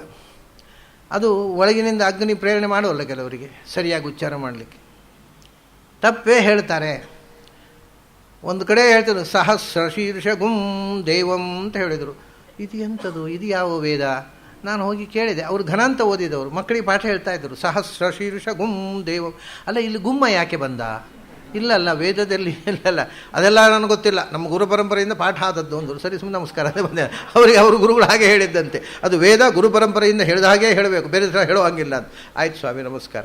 ಅದು ನಿಜವಾಗಿ ಸಹಸ್ರ ಶೀರ್ಷಂ, ಶೀರ್ಷ ಅನ್ನೋದನ್ನು 2 ಅಕ್ಷರವನ್ನು 3 ಅಕ್ಷರ ಮಾಡಿ ಹೇಳಬೇಕು, ಸ್ಪ್ಲಿಟ್ ಮಾಡಿ ಹೇಳಬೇಕು. ನಾನು ಹೇಳಿದ್ದೇನೆ ತತ್ಸವಿತುರು ವರೇಣ್ಯಂ, ವರೇಣ್ಯಂ ಇದು ಹಾಗೆ ಸಹಸ್ರ ಶೀರ್ಷಂ ದೇವಂ ಹೇಳಬೇಕು. ಅವರು ಅದನ್ನು 1 ಅಕ್ಷರ ಜಾಸ್ತಿ ಆಗಬೇಕಲ್ಲ, ಅದಕ್ಕೆ ಸಹಸ್ರ ಶೀರ್ಷ ಗುಂ ದೇವಂ ಅಂತ ಹೇಳಿಬಿಡ್ತಾರೆ. ಇದೆಲ್ಲ ನಾವು ಮಾಡ್ತಕ್ಕಂಥ ವೇದೋಚ್ಚಾರ ದೋಷಗಳು ತುಂಬ ಉಂಟು. ಇಂಥದ್ದು ಕೆಲವು ಸೇರಿಸಿಬಿಡ್ತೇವೆ. ನೋಡಿ, ವೇದದಲ್ಲಿ ಶ್ರೀ ಸೂಕ್ತ ಇದೆ. ತಾಂ ಪದ್ಮಿನೀಮೀಂ ಶರಣಂ ಪ್ರಪದ್ಯೆ ಅಲಕ್ಷ್ಮೀರ್ಮೇ ನಶ್ಯತಾಂ ತ್ವಾಂ ಋಣೇ. ಇದು ವೇದದಲ್ಲಿರೋದು. ತಾಂ ಪದ್ಮಿನೀಮೀಂ ಶರಣಮಹಂ ಪ್ರಪದ್ಯೆ ಅಂತ ಯಾರೋ ಅಹಂ ಸೇರಿಸ್ಬಿಟ್ರು. ಅಹಂಕಾರ ಜಾಸ್ತಿ ಆದವರು ಅವರಿಗೆ ಅಹಂ ವೇದಕ್ಕೂ ಸೇರಿಸ್ಬಿಟ್ರು. ತಮ್ಮಲ್ಲಿತ್ತು ಅದನ್ನು ವೇದಕ್ಕೂ ಸೇರಿಸ್ಬಿಟ್ರು. ಆದರೆ ಅಹಂ ಅನ್ನೋ ಶಬ್ದ ವೇದದಲ್ಲಿ ಇಲ್ಲ. ಆದರೆ ಇವತ್ತು ನೀವು ಕೇಳಿ, ಪಾರಾಯಣ ಮಾಡುವವರಲ್ಲಿ 100ಕ್ಕೆ 99 ಜನ ಶರಣಮಹಂ ಪ್ರಪದ್ಯೆ ಅಂತ ಹೇಳೋದು. ಸರಿಯಾದ ವೇದ ಪ್ರಾಯ ಯಾರೂ ಹೇಳೋದಿಲ್ಲ. ಅವ್ರು ಕಲಿಸುವುದೇ ಹಾಗೆ. ಅವ್ರು ಹೇಳೋರ ತಪ್ಪು ನಾನು ಹೇಳೋದಿಲ್ಲ. ಪಾಠ ಪರಂಪರೆಯಲ್ಲಿ ಹಾಗೆ ಬಂದಿದೆ. ಆಮೇಲೆ ಇಂಥ ತುಂಬ ಇದೆ. ಭವಂತಿ ಕೃತಪುಣ್ಯಾನಾಂ ಭಕ್ತ್ಯಾ ಶ್ರೀ ಸೂಕ್ತಂ ಜಪೇತ್ ಅಂತಾರೆ. ಏನು ಅನ್ವಯವೇ ಇಲ್ಲ ಅದಕ್ಕೆ. ನ ಕ್ರೋಧೋ ನ ಚ ಮಾತ್ಸರ್ಯಂ ನ ಲೋಭೋ ನಾಶುಭಾಮತಿ ಭವಂತಿ ಕೃತಪುಣ್ಯಾನಾಂ ಭಕ್ತ್ಯಾ ಶ್ರೀ ಸೂಕ್ತ ಜಾಪಿನಾಂ ಅಂತ ಆಗಬೇಕು. ಅದಕ್ಕೆ ಅನ್ವಯ ಇದೆ. ಭಕ್ತ್ಯಾ ಶ್ರೀ ಸೂಕ್ತಂ ಜಪೇತ್ ಅಂದರೆ ದೇವರೇ ಗತಿ. ಏನು ಅನ್ವಯವೇ ಇಲ್ಲ ಅದಕ್ಕೆ. ಅಂದರೆ ನಮಗೆ ಸಂಸ್ಕೃತದಲ್ಲಿ ಏನು ಹೇಳಿದ್ರೆ ಛಾಂದಸ್ಸು ಪ್ರಯೋಗ ಅಂತ ಆಗಿಬಿಟ್ಟಿದೆ. ಏನು ತಪ್ಪು ಹೇಳಿದ್ರು ನಡೆದು ಹೋಗುತ್ತೆ. ಇದು ಅಂದರೆ ಸಂಸ್ಕೃತ ಬಲ್ಲವರಲ್ಲೇ ವೇದೋಚ್ಚಾರದಲ್ಲಿ ಇಂಥ ದೋಷಗಳಿದೆ. ಇದನ್ನೆಲ್ಲ ಪರಿಹಾರ ಮಾಡಬೇಕಾಗಿದ್ದರೆ ನಾವು ಕೊನೆಗೊಂದು ಉಪಾಯ ಮಾಡ್ಕೊಂಡಿದ್ದಾರೆ. ಏನು ಅಂದರೆ ಸ್ವರವರ್ಣ ದೋಷ ಸರ್ವಪ್ರಾಯಶ್ಚಿತ್ತಾರ್ಥಂ ನಾಮತ್ರಯ ಜಪಮಹಂ ಕರಿಷ್ಯೆ ಅಚ್ಯುತಾಯ ನಮಃ ಅನಂತಾಯ ನಮಃ ಗೋವಿಂದಾಯ ನಮಃ ಹೇಳಿಬಿಟ್ರೆ 3 ನಾಮ ಹೇಳಿಬಿಟ್ರೆ ಎಲ್ಲ ತಪ್ಪು ಹೋಯಿತು ಅಂತ. ಆ ನಾಮವನ್ನೇ ತಪ್ಪಾಗಿ ಹೇಳ್ತಾರೆ ಕಡೆಗೆ. ಯಾವ ದೇವರ ರಕ್ಷಣೆ ಮಾಡಬೇಕು ನಮ್ಮನ್ನು? ಆದರೆ ನಿಜವಾಗಿ ಸ್ವಚ್ಛ ಉಚ್ಚಾರದ ನಿಯಾಮಕ ದೇವತೆ ಪರಶುರಾಮ. ಅದೇ ಅಗ್ನಿ ಅಂದರೆ ಅಗ್ನಿ ಅಂತರ್ಗತ ಪರಶುರಾಮ. ಹಾಗಾಗಿ ಪರಶುರಾಮ ನಮ್ಮಿಂದ ಸ್ವಚ್ಛವಾಣಿ ನುಡಿಸಬೇಕು. ಪರಶುರಾಮ ಯಜ್ಞದ ಮುಖದಿಂದ ತಮ್ಮ ಆರಾಧನೆ ತೆಗೆದುಕೊಳ್ಬೇಕು. ಯಜ್ಞ ಮಾಡುವುದಕ್ಕೋಸ್ಕರ ನಾವು ಗಳಿಸ್ತಕ್ಕಂಥ ಸಂಪತ್ತುಂಟಲ್ವ, ಯಜ್ಞಾರ್ಥ ಸಂಪದ್ದೇವತಾ ಪರಶುರಾಮ, ಅವನು ಪರಶುರಾಮ. ಹಾಗಾಗಿ ನಮ್ಮ ಬದುಕಿನಲ್ಲಿ ನಾವು ಒಳ್ಳೆಯ ಕೆಲಸ ಮಾಡೋದಕ್ಕೋಸ್ಕರ ಸಂಪಾದನೆ ಮಾಡ್ತೇವೆ. ಸಂಪಾದನೆ ಮಾಡಿದ್ದನ್ನು ಒಳ್ಳೆಯ ಕೆಲಸಕ್ಕೆ ಉಪಯೋಗಿಸುತ್ತೇವೆ. ಆ ದುಡ್ಡಿನ ದೇವತೆ ಪರಶುರಾಮ, ಮಾಡತಕ್ಕ ಯಜ್ಞದ ದೇವತೆ ಪರಶುರಾಮ, ಅಗ್ನಿಯಲ್ಲಿ ಅಂತರ್ಗತನಾಗಿ ಆಹುತಿಯನ್ನು ಸ್ವೀಕರಿಸುವ ದೇವತೆ ಪರಶುರಾಮ, ನಮ್ಮ ಬಾಯಿಂದ ಒಳ್ಳೆಯ ಮಾತನ್ನು ನುಡಿಸುವ ದೇವತೆ ಪರಶುರಾಮ. ಇದು ಅಧ್ಯಾತ್ಮದ ಅನುಸಂಧಾನದಲ್ಲಿ ಈ ಕಥೆಯೆಲ್ಲ ಬಿಡಿ. ಅಧ್ಯಾತ್ಮ ನಮ್ಮ ನಿತ್ಯ ಜೀವನದಲ್ಲಿ ಪರಶುರಾಮನ ಇಷ್ಟು ಅಂಶದ ನಿಯಂತ್ರಣ ಇದೆ ನಮ್ಮ ಬದುಕಿನಲ್ಲಿ. ಅಂದರೆ ನಮ್ಮ ನಡೆ ನುಡಿ ಎರಡರಲ್ಲೂ ಪರಶುರಾಮ ಇದ್ದಾನೆ. ಹಾಗಾಗಿ ಪರಶುರಾಮ ಬಹಳ ಮುಖ್ಯ ಆಗ್ತಾನೆ ಅಧ್ಯಾತ್ಮ ಸಾಧಕರಿಗೆ. ಉಳಿದವರಿಗೆ ಅವನೇನು ತಾಯಿಯ ತಲೆ ಕಡ್ದ, ಒಂದಿಷ್ಟು ರಾಜನ ಕಡ್ದ, ಏನು ಅವತಾರ ಅಂತಾರೆ. ಆಯಿತು. ಆಮೇಲೆ ಪರಶುರಾಮ ಅವತಾರ ಆದಮೇಲೆ 2ನೇ ಅವತಾರ ಅವ್ರು ಹೇಳೋದು ಅವತಾರೇ ಷೋಡಶಮೇ. ಆಯಿತು. 17ನೇ ಅವತಾರ ತತಃ ಸಪ್ತದಶೇ ಜಾತಃ. 16ನೇ ಅವತಾರ ಪರಶುರಾಮ. 16 ಅಂದರೆ ನರನಾರಾಯಣನ 1 ಅಂತ ಹೇಳಿ ಇದ್ರೆ 17 ಅವತಾರ ಆಯ್ತು ಅಲ್ಲಿಗೆ. 17ನೇ ಅವತಾರ ತತಃ ಸಪ್ತದಶೇ ಜಾತಃ ಸತ್ಯವತ್ಯಾಂ ಪರಾಶರಾತ್ ಚಕ್ರೇ ವೇದತರೋ ಶಾಖಾ ದೃಷ್ಟ್ವಾ ಪುಂಸೋ ಅಲ್ಪಮೇಧಸಃ. ಜನರಿಗೆ ವೇದವ್ಯಾಸರು ಬಂದು ವೇದಗಳನ್ನು ವಿಭಾಗ ಮಾಡಿದರಂತೆ. 4 ವಿಭಾಗ ಮಾಡಿದರು. ಆಮೇಲೆ ಮತ್ತೆ ಅದಕ್ಕೆ ವಿಭಾಗಗಳಿಗೆ ಉಪವಿಭಾಗಗಳು ಆಗ್ತಾ ಶಾಖೋಪಶಾಖೆಗಳಾಗಿ ವೇದ ಬೆಳೆಯಿತು. ಅದು ಚಕ್ರೇ ವೇದತರೋಹ ಶಾಖಾ. ವೇದ ಅನ್ನತಕ್ಕಂಥ ಹೆಮ್ಮರ, ಅದಕ್ಕೆ ಹತ್ತಲಿಕ್ಕೆ ಆಗದಷ್ಟು ಎತ್ತರ ಇತ್ತದು. ಈ ಜನರಿಗೆ ಹತ್ತಲಿಕ್ಕೆ ಆಗದೆ ಅದನ್ನು ಕೈ ಬಿಟ್ಟಿದ್ದರು. ಆ ಮರದ ಮೇಲೆ ಹೋಗ್ಲಿಕ್ಕೆ ಆಗೋಲ್ಲಪ್ಪ ಅಂತ. ಅದಕ್ಕೆ ಶಾಖಾ ಚಕ್ರೆ, ಕೆಳಗಿನಿಂದ ಮೇಲೆ ತನಕ ಟೊಂಗೆ ಟಿಸಿಲುಗಳನ್ನು ಮಾಡಿದ್ರು. ಯಾಕೆಂದರೆ ಮೇಲೆ ಹತ್ತಿರಪ್ಪ, ನೀವು ಮೇಲೆ ಹತ್ತಲಿಕ್ಕೆ ಆಗೋಲ್ಲ ಅಂತ ಅದರ ಆ ರುಚಿ ಹಣ್ಣು ಕೊಡ್ತಕ್ಕಂಥ ಮರವನ್ನು ಬಿಡಬೇಡಿ, ಅದರ ರುಚಿಯಾದ ಹಣ್ಣನ್ನು ಸವೀರಿ ಇಂಥ ಟೊಂಗೆ ಟಿಸಿಲುಗಳನ್ನು ಮಾಡೋದು. ಅದರಲ್ಲಿ ಶಾಖೆಗಳನ್ನು ಮಾಡೋದು ಮತ್ತು ಪುರಾಣಗಳ ರಚನೆ ಮಾಡಿ. ಪಿಬತ ಭಾಗವತಂ ರಸಮಾಲಯಂ ಮುಹುರಹೋ ರಸಿಕಾಹ ಭುವಿ ಭಾವುಕಾಹ. ಅದು ಎಂಥದದು? ಶುಕಮುಖಾತ್ ಅಮೃತದ್ರವ ಸಂಯುತಂ ನಿಗಮಕಲ್ಪತರೋಹ ಗಳಿತಂ ಫಲಂ. ವೇದ ಅನ್ನತಕ್ಕಂಥ ಕಲ್ಪವೃಕ್ಷದಿಂದ ಉದುರಿ ಬಿದ್ದ ಹಣ್ಣು ಭಾಗವತ ಅಂತ. ಅದನ್ನು ಮೇಲೆ ಹೋಗಿ ಹತ್ತಿ ಕೊಯ್ಲಿಕ್ಕೆ ಆಗೋದಿಲ್ಲ, ಅದಕ್ಕೆ ಕೆಳಗೆ ಬೀಳಿಸಿದ್ದು.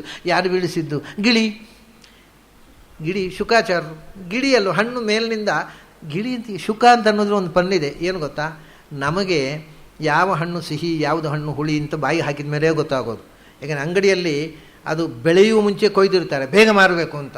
ಅದನ್ನು ಬಲವಂತವಾಗಿ ಅದನ್ನು ಗೋಣಿಚೀಲದ ಒಳಗಿಟ್ಟು ಅದಕ್ಕೆ ಕಾವು ಕೊಟ್ಟು ಅದನ್ನು ಹಣ್ಣು ಮಾಡ್ತಾರೆ.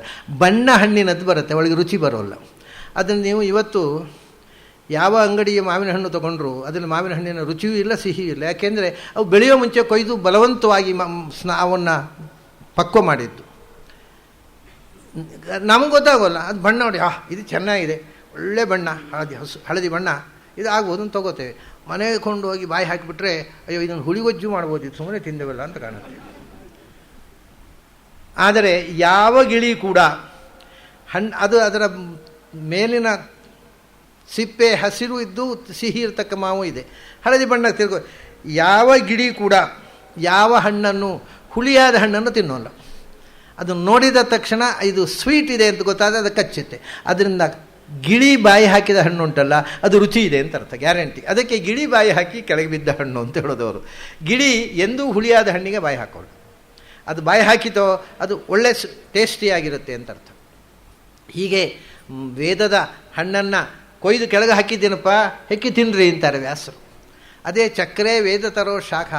ಯಾಕಪ್ಪ, ದೊಡ್ಡ ಮರ ಇತ್ತಲ್ಲ, ಇವರು ಟೊಂಗೆ ಟಿಸಲು ಯಾಕೆ ಮಾಡಿದರು, ಕೆಲವು ಹಣ್ಣು ಕೆಳಗೆ ಯಾಕೆ ಕೊಯ್ದು ಹಾಕಿದ್ರು. ದೃಷ್ಟ್ವಾ ಪುಂಸೋ ಅಲ್ಪಮೇಧಸಃ ಅಂತ. ಈ ಜನರಿಗೆ ಬದುಕೇ ಪೂರ ಬದುಕೋಲ್ಲ, ಇವು ಬದುಕಿದಷ್ಟು ದಿನವೂ ತಲೆ ಖರ್ಚು ಮಾಡೋಲ್ಲ, ಅಲ್ಪಮೇಧಸಃ ಅಂತ. ಈ ಜನ ಬುದ್ಧಿಹೀನರಾಗುವುದನ್ನು ಕಂಡು ಇವರಿಗೆ ಅಷ್ಟು ಮತ್ತು ಎತ್ತರದ ಮರವನ್ನು ಹತ್ತುವಷ್ಟು ಬುದ್ಧಿ ಇಲ್ಲ, ದೇಹ ಬಲವೂ ಇಲ್ಲ, ಇವಕ್ಕೆ ಕೊಯ್ದು ಕೊಟ್ಟರೆ ತಿಂತಾವೋ ಇಲ್ಲೋ ಗೊತ್ತಿಲ್ಲ, ಆ ಥರದ ಪ್ರಾಣಿಗಳು ಅಂತ ಮನುಷ್ಯರ ಮೇಲೆ ಅನುಕಂಪೆಯಿಂದ, ವಿವೇಕ ಇಲ್ಲದೆ ಹಣ್ಣಾದ ಮೇಲೆ ಒಳ್ಳೆ ಸಿಹಿಯಾದ ಹಣ್ಣು ಇದೆ, ಅದನ್ನು ಕೊಯ್ಯದೆ ಸುಮ್ಮನೆ ಕೆಳಗಿನಿಂದ ಹಸಿವಿನಿಂದ ಒದ್ದಾಡ್ತಾವೆ ಅಂತ ಕೊಯ್ದು ಕೊಟ್ಟರಂತೆ ವೇದವ್ಯಾಸರು. ಅದಕ್ಕೋಸ್ಕರ ವೇದವ್ಯಾಸ ಅವತಾರ ಆಯಿತು ಅಂತ. ಅಲ್ಲ, ಪರಶುರಾಮ ಆದಮೇಲೆ ರಾಮ ಬಿಟ್ಟು ವೇದವ್ಯಾಸ ಕೇಳಿದ್ರು. ರಾಮಾವತಾರ ಆದಮೇಲೆ 28ನೇ ದ್ವಾಪರದಲ್ಲಿ ಅಲ್ವ ವೇದವ್ಯಾಸರಾದ. ಕೃಷ್ಣನಿಗಿಂತ ಸ್ವಲ್ಪ ಮೊದಲು, ಕೃಷ್ಣಾವತಾರ ಆಗುವುದಕ್ಕಿಂತ ಸುಮಾರು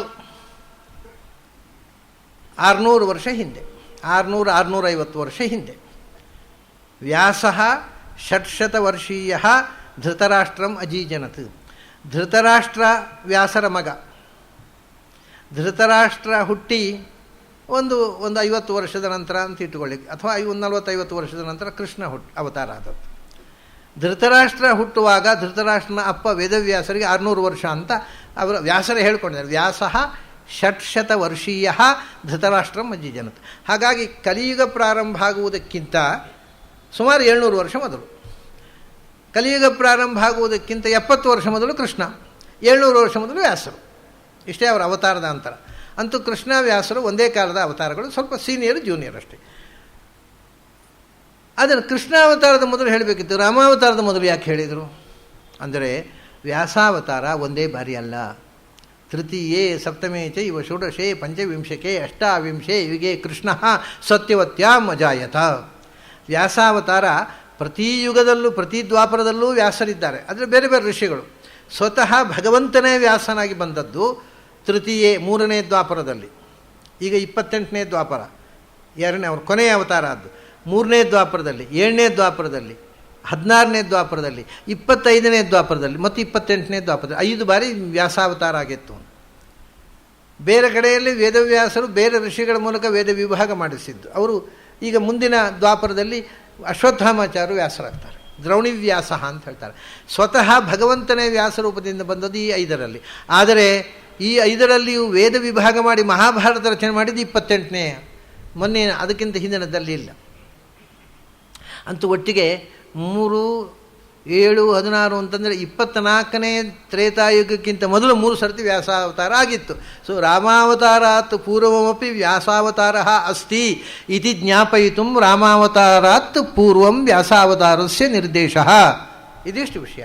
ರಾಮನ ಅವತಾರಕ್ಕಿಂತ ಮೊದಲು ವ್ಯಾಸ ಅವತಾರ ಆಗಿತ್ತು ಅಂತ ತೋರಿಸೋದಕ್ಕೋಸ್ಕರ ಮೊದಲು ಹೇಳಿಬಿಟ್ರು. ಏನದು? ತತಃ ಸಪ್ತದಶೇ ಜಾತಃ ಸತ್ಯವತ್ಯಾಂ ಪರಾಶರಾತ್. ವೇದ ವಿಭಾಗ ಮಾಡಿ ಜನರಿಗೆ, ನಮಗೆ ಎಲ್ಲರಿಗೂ ಇವತ್ತು ವೇದವ್ಯಾಸರ ಮಹತ್ವ ಅಂದರೆ ಅದ್ಭುತ. ಅದು ನೋಡಿ, ಇವತ್ತು ನಮ್ಮ ದೇಶದಲ್ಲಿ ಒಂದು ಜ್ಞಾನದ ಪರಂಪರೆ, ಒಂದು ಸಂಸ್ಕೃತಿ ಅಂತಿದ್ದರೆ ಅದಕ್ಕೆ ಮೂಲಪುರುಷ ಒಬ್ಬರೇ ವೇದವ್ಯಾಸರು. ವೇದಗಳನ್ನು ವಿಭಾಗ ಮಾಡಿಕೊಟ್ರು, 18 ಪುರಾಣಗಳನ್ನು ಕೊಟ್ಟರು, ಬ್ರಹ್ಮಸೂತ್ರ ಕೊಟ್ಟರು. ಅಂದರೆ ಇವತ್ತು ಮಹಾಭಾರತದಂಥ ಇತಿಹಾಸವನ್ನು ಕೊಟ್ಟರು, ಭಗವದ್ಗೀತೆ ಅಂತ. ಇವತ್ತು ಒಂದು ಪ್ರಸ್ಥಾನತ್ರಯ ಅಂತ ಒಬ್ಬ ಮತಾಚಾರ್ಯ ಅಂತ ಅನ್ನಿಸ್ಕೊಳ್ಬೇಕಾಗಿದ್ದರೆ ಆ ವೇದವ್ಯಾಸರ 3 ಗ್ರಂಥಗಳಿಗೆ ಭಾಷ್ಯ ಬರೀಬೇಕು. ಒಂದು ಬ್ರಹ್ಮಸೂತ್ರ, ಒಂದು ಭಗವದ್ಗೀತೆ ಮತ್ತು ವೇದವ್ಯಾಸರು ವಿಭಾಗ ಮಾಡಿಕೊಟ್ಟ ಉಪನಿಷತ್ತುಗಳು. ಈ ಮೂರಕ್ಕೆ ಭಾಷ್ಯ ಬರೆದರೆ ಮಾತ್ರ ಮತಾಚಾರ್ಯರಾಗಬಹುದು ಅಂತ ಅನ್ನೋ ಒಂದು ಸಂಪ್ರದಾಯ ನಮ್ಮಲ್ಲಿ ಇದನ್ನು ಪ್ರಸ್ಥಾನತ್ರಯ ಅಂತ ಕರೀತಾರೆ. ಆದರೆ ವಾಸ್ತವಿಕವಾಗಿ ಮೂರಕ್ಕೂ ಬರಿಬೇಕು ಅಂತ ಏನೂ ಇಲ್ಲ. ಯಾಕಂದರೆ ರಾಮಾನುಜಾಚಾರ್ಯ ಉಪನಿಷತ್ತುಗಳಿಗೆ ಭಾಷ್ಯ ಬರೀಲಿಲ್ಲ. ಅವರನ್ನು ಯಾರೂ ಆಚಾರ್ಯರಲ್ಲ ಅಂತ ಅದರಿಂದ ಬಹಿಷ್ಕಾರ ಹಾಕೋಲ್ಲ. ಅವರು ಒಟ್ಟಿಗೆ ವೇದಾರ್ಥ ದೀಪ ಅಂತ ಎಟ್ಟು ವೇದದ ಸಂದಿಗ್ಧ ಪ್ರಕರಣಗಳಿಗೆ ಹೇಗೆ ಅರ್ಥ ಮಾಡಬೇಕು ಅಂತ ಸೂಚಿಸುವ ಗ್ರಂಥ ಬರೆದಿದ್ದಾರೆ ಹೊರತು ಪ್ರತಿ ಉಪನಿಷತ್ತಿಗೆ ರಾಮಾನುಜಾಚಾರ್ಯರು ಭಾಷ್ಯ ಬರೆಯಲಿಲ್ಲ. ಶಂಕರರು ಬರೆದಿದ್ದಾರೆ, ಮಧ್ವರು ಬರೆದಿದ್ದಾರೆ. ಬ್ರಹ್ಮಸೂತ್ರಕ್ಕೆ ಮೂವರು ಬರೆದಿದ್ದಾರೆ, ಭಗವದ್ಗೀತೆಗೆ ಮೂವರು ಬರೆದಿದ್ದಾರೆ, ಉಪನಿಷತ್ತಿಗೆ ಬರೆದಿದ್ದಾರೆ. ಅಂದರೆ ಇಡೀ ಜ್ಞಾನ ಪರಂಪರೆಗೆ ಮೂಲ ಸ್ರೋತಸ್ಸು ಇವತ್ತು ಭಾರತೀಯ ಜ್ಞಾನ ಪರಂಪರೆಯ ಗಂಗೋತ್ರಿ, ಅಲ್ಲಿಂದ ಆ ಜ್ಞಾನಗಂಗೆ ಎಲ್ಲಿಂದ ಪ್ರಾರಂಭ ಆದ್ದು ಅಂದರೆ ವ್ಯಾಸರಿಂದ. ವ್ಯಾಸರ ಅಲ್ಲದೇ ಇದ್ದರೆ ಈ ಜ್ಞಾನ ಪರಂಪರೆ ಇಲ್ಲ ಈ ದೇಶದಲ್ಲಿ. ಇಡೀ ಈ ದೇಶದ ಸಾಂಸ್ಕೃತಿಕ ವೈದಿಕ ಪರಂಪರೆಯ ಮೂಲ ಕೇಂದ್ರ ಬಿಂದುವಾಗಿ ವ್ಯಾಸರಿದ್ದಾರೆ. ಅಷ್ಟೇ ಅಲ್ಲ, ಬಹಳ ಆಶ್ಚರ್ಯ ಏನು ಗೊತ್ತುಂಟ, ವ್ಯಾಸರ ಅವತಾರವೇ ಒಂದು ವಿಚಿತ್ರ. ಅದರ ಹಿಂದೆಯೂ ಒಂದು ಉದ್ದೇಶ ಇದೆ ಅಂತ ನನಗನ್ನಿಸುತ್ತೆ. ವ್ಯಾಸರು ಸ್ಟ್ರಿಕ್ಟ್ಲಿ ಸ್ಪೀಕಿಂಗ್ ಇವತ್ತಿನ ಧರ್ಮಶಾಸ್ತ್ರ ಪಂಡಿತರ ಭಾಷೆಯಲ್ಲಿ ಹೇಳುವುದಾದರೆ ವ್ಯಾಸರು ಬ್ರಾಹ್ಮಣ ಅಲ್ಲ. ಯಾಕೆಂದರೆ ಮಾತುರ್ಜಾತಿ ಪಿತೃಗುಣ ಅಂತ ಇವತ್ತು ಲೆಕ್ಕ. ತಾಯಿ ಯಾವ ಜಾತಿಯೋ ಮಗನನ್ನು ಆ ಜಾತಿ, ಯಾಕೆಂದ್ರೆ ತಂದೆ ಯಾರು ಅಂತ ಗೊತ್ತಿರೋದಿಲ್ಲ ಸಮಾಜಕ್ಕೆ. ಅದನ್ನಂತ ತಾಯಿ ಯಾರು ಅಂತ ಖಚಿತವಾಗಿ ಗೊತ್ತಿರುತ್ತೆ. ಅದನ್ನ ತಾಯಿ ಯಾವ ಜಾತಿಯೋ ಮಕ್ಕಳು ಆ ಜಾತಿ ಅಂತ. ಈ ಜಾತಿ ಪದ್ಧತಿ, ವರ್ಣ ಪದ್ಧತಿ ಅಲ್ಲ, ಜಾತಿ ಪದ್ಧತಿ ಪ್ರಾರಂಭ ಆದಾಗ. ಹಾಗಾಗಿ ವೇದವ್ಯಾಸರು ತಾಯಿ ಯಾರು? ಮಗುವಿರ ಹೆಣ್ಮಗಳು ಸತ್ಯವತಿ, ಒಬ್ಬ ಬೆಸ್ತನ ದಾಶರಾಜನ ಮಗಳಾಗಿ ಬೆಳೆದವಳು. ಬೆಸ್ತನ ಮಗಳು, ಅವಳು ತಾಯಿ ಯಾರಂತ ನಿಜವಾಗಿ ಗೊತ್ತಿಲ್ಲ ಯಾರಿಗೂ, ಯಾಕೆಂದರೆ ಮೀನು ಅದು ಯಾವ ಜಾತಿ. ಆದರೆ ಅವಳು ಬೆಳೆದದ್ದು ಬೆಸ್ತರ ಮನೆಯಲ್ಲಿ. ಎಲ್ಲಿ ಬೆಳೀತಾರೋ ಆ ಸಂಸ್ಕಾರ ಅವರಿಗೆ ಅದು ಅವಳು. ಸರಿ, ದಾಶರಾಜನ ಮಗಳಲ್ಲಿ ಹುಟ್ಟಿದ ವೇದವ್ಯಾಸರನ್ನು ಇವತ್ತು ಎಲ್ಲಿಯಾದರೂ ವೇದವ್ಯಾಸರು ಭಗವಂತ ವೇದವ್ಯಾಸನಾಗಿ ಈ ಕಲಿಯುಗದಲ್ಲಿ ಹುಟ್ಟಿ ಬಂದರೆ ಯಾವುದೇ ಧರ್ಮಪೀಠಗಳು ಪಂಕ್ತಿ ಕೊಡ್ತಿದ್ದವೋ ಅಂತ ನನಗೊಂದು ಸಂಶಯ ಈಗ. ಅಯ್ಯೋ ಅವರು ಬೆಸ್ತರ ಹುಡುಗಿ ಹುಟ್ಟಿದವರು ಅಡ್ಡಪಂಕ್ತಿ ಹಾಕಿ ಅವರಿಗೆ ಒಳಗೆ ಬರಲಿ ಬಿಡ್ತಿರ್ಲಿಲ್ಲ ಯಾವ ಮಠ. ಇವತ್ತು ಅವ್ರನ್ನ ಮೂಲ ಸರ್ವ ಪಾಠ ಮಾಡಿ ಶಾಂತಿ ಪಾಠ ಮಾಡಿ ಉದ್ದಂಡ ನಮಸ್ಕಾರ ಮಾಡ್ತಾರೆ, ಅದೇ ಮಂದಿ ಅವ್ರಿಗೆ ಅಡ್ಡಪಂಕ್ತಿ ಹಾಕ್ತಿದ್ರು. ಹಾಗಾದರೆ ವೇದವ್ಯಾಸರ ಕಾಲದಲ್ಲಿ ಅವ್ರನ್ನ ಯಾಕೆ ಅಡ್ಡಪಂಕ್ತಿ ಹಾಕಲಿಲ್ಲ? ಆವಾಗ ಜಾತಿ ನೋಡಿ, ಇದು ವ್ಯತ್ಯಾಸ. ವೇದವ್ಯಾಸರನ್ನು ಆ ಕಾಲದ ಜನ ಶ್ರೇಷ್ಠ ಬ್ರಾಹ್ಮಣ ಅಂತ ತೀರ್ಮಾನಿಸಿತು. ಅವರ ತಾಯಿ ತಂದೆ ಅವರು ತಂದೆ ಋಷಿಗಳು ಪರಾಶರರು, ಆದರೆ ತಾಯಿ ಲೋಕದ ದೃಷ್ಟಿಯಿಂದ ಬೆಸ್ತರವಳು. ಮೂಲತಃ ದೇವಕನ್ಯೆ ಮತ್ಸ್ಯಯೋ ನಿಜ, ಅದೆಲ್ಲ ಬಿಡಿ. ಲೋಕದ ದೃಷ್ಟಿ, ವ್ಯವಹಾರದ ದೃಷ್ಟಿಯಿಂದ ಅವಳು ಬೆಸ್ತರ ಮನೆಯಲ್ಲಿ ಬೆಳೆದ ಹುಡುಗಿ. ಯಾವ ಮನೆಯಲ್ಲಿ ಬೆಳೆದಲೋ ಆ ಜಾತಿ. ಕರ್ಣನನ್ನು ಹಾಗೆ ಮಾಡಲಿಲ್ಲ ಅವರು. ಕರ್ಣ ನಿಜವಾಗಿ ಕುಂತಿಯ ಮಗ ಅಲ್ವಾ? ಕ್ಷತ್ರಿಯ ಅಂತ ಹೇಳಿದ್ರ? ಇಲ್ಲ, ನಕ್ಷತ್ರ ಸಂಸ್ಕಾರ ಈತ. ಅವನಿಗೆ ಕ್ಷತ್ರಿಯ ಜಾತಿಯ ಸಂಸ್ಕಾರ ಸಿಗಲಿಲ್ಲ, ಅವನು ಗಾಡಿ ಹೊಡೆಯೋನ ಮನೆಯಲ್ಲಿ ಬೆಳೆದ, ಅವನು ಸೂತ ಅಂತ ಹೇಳ್ಬಿಟ್ಟು. ಹಾಗೆ ಆದರೆ ಇವಳು ಏನಾಗಬೇಕು? ಇವಳು ಬೆಸ್ತರವಳು. ಆದರೆ ವೇದವ್ಯಾಸರನ್ನು ಸಮಾಜ ಶ್ರೇಷ್ಠ ಬ್ರಾಹ್ಮಣ ಅಂತ ಪರಿಗಣಿಸಿತು ಹೊರತು ಯಾವತ್ತೂ ಅವರನ್ನು ಬಹಿಷ್ಕಾರ ಹಾಕಲಿಲ್ಲ. ಬ್ರಾಹ್ಮಣರು ತಮ್ಮ ಎಲ್ಲ ಸಮಸ್ಯೆಗಳ ಪರಿಹಾರಕ್ಕೆ ಕೊನೆಯ ಮಾತು ವೇದವ್ಯಾಸರದ್ದು ಅಂತ ಹೇಳಿದರು.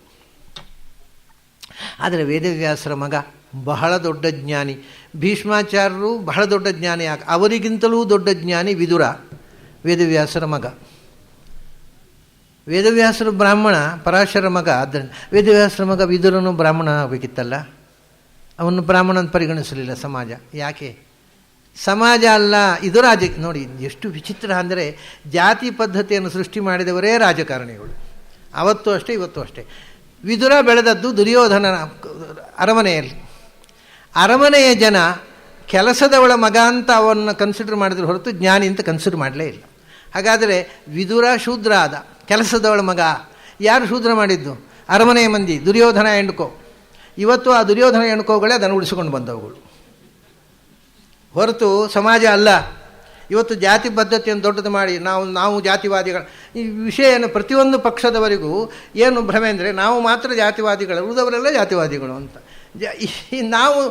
ನಾವು ಜಾತಿವಾದವನ್ನು ನಿರ್ಮೂಲನೆ ಮಾಡಲಿಕ್ಕೆ ಹುಟ್ಟಿದೇ ಜಾತಿವಾದಿಗಳು ಅಂತ ಪ್ರತಿಯೊಂದು.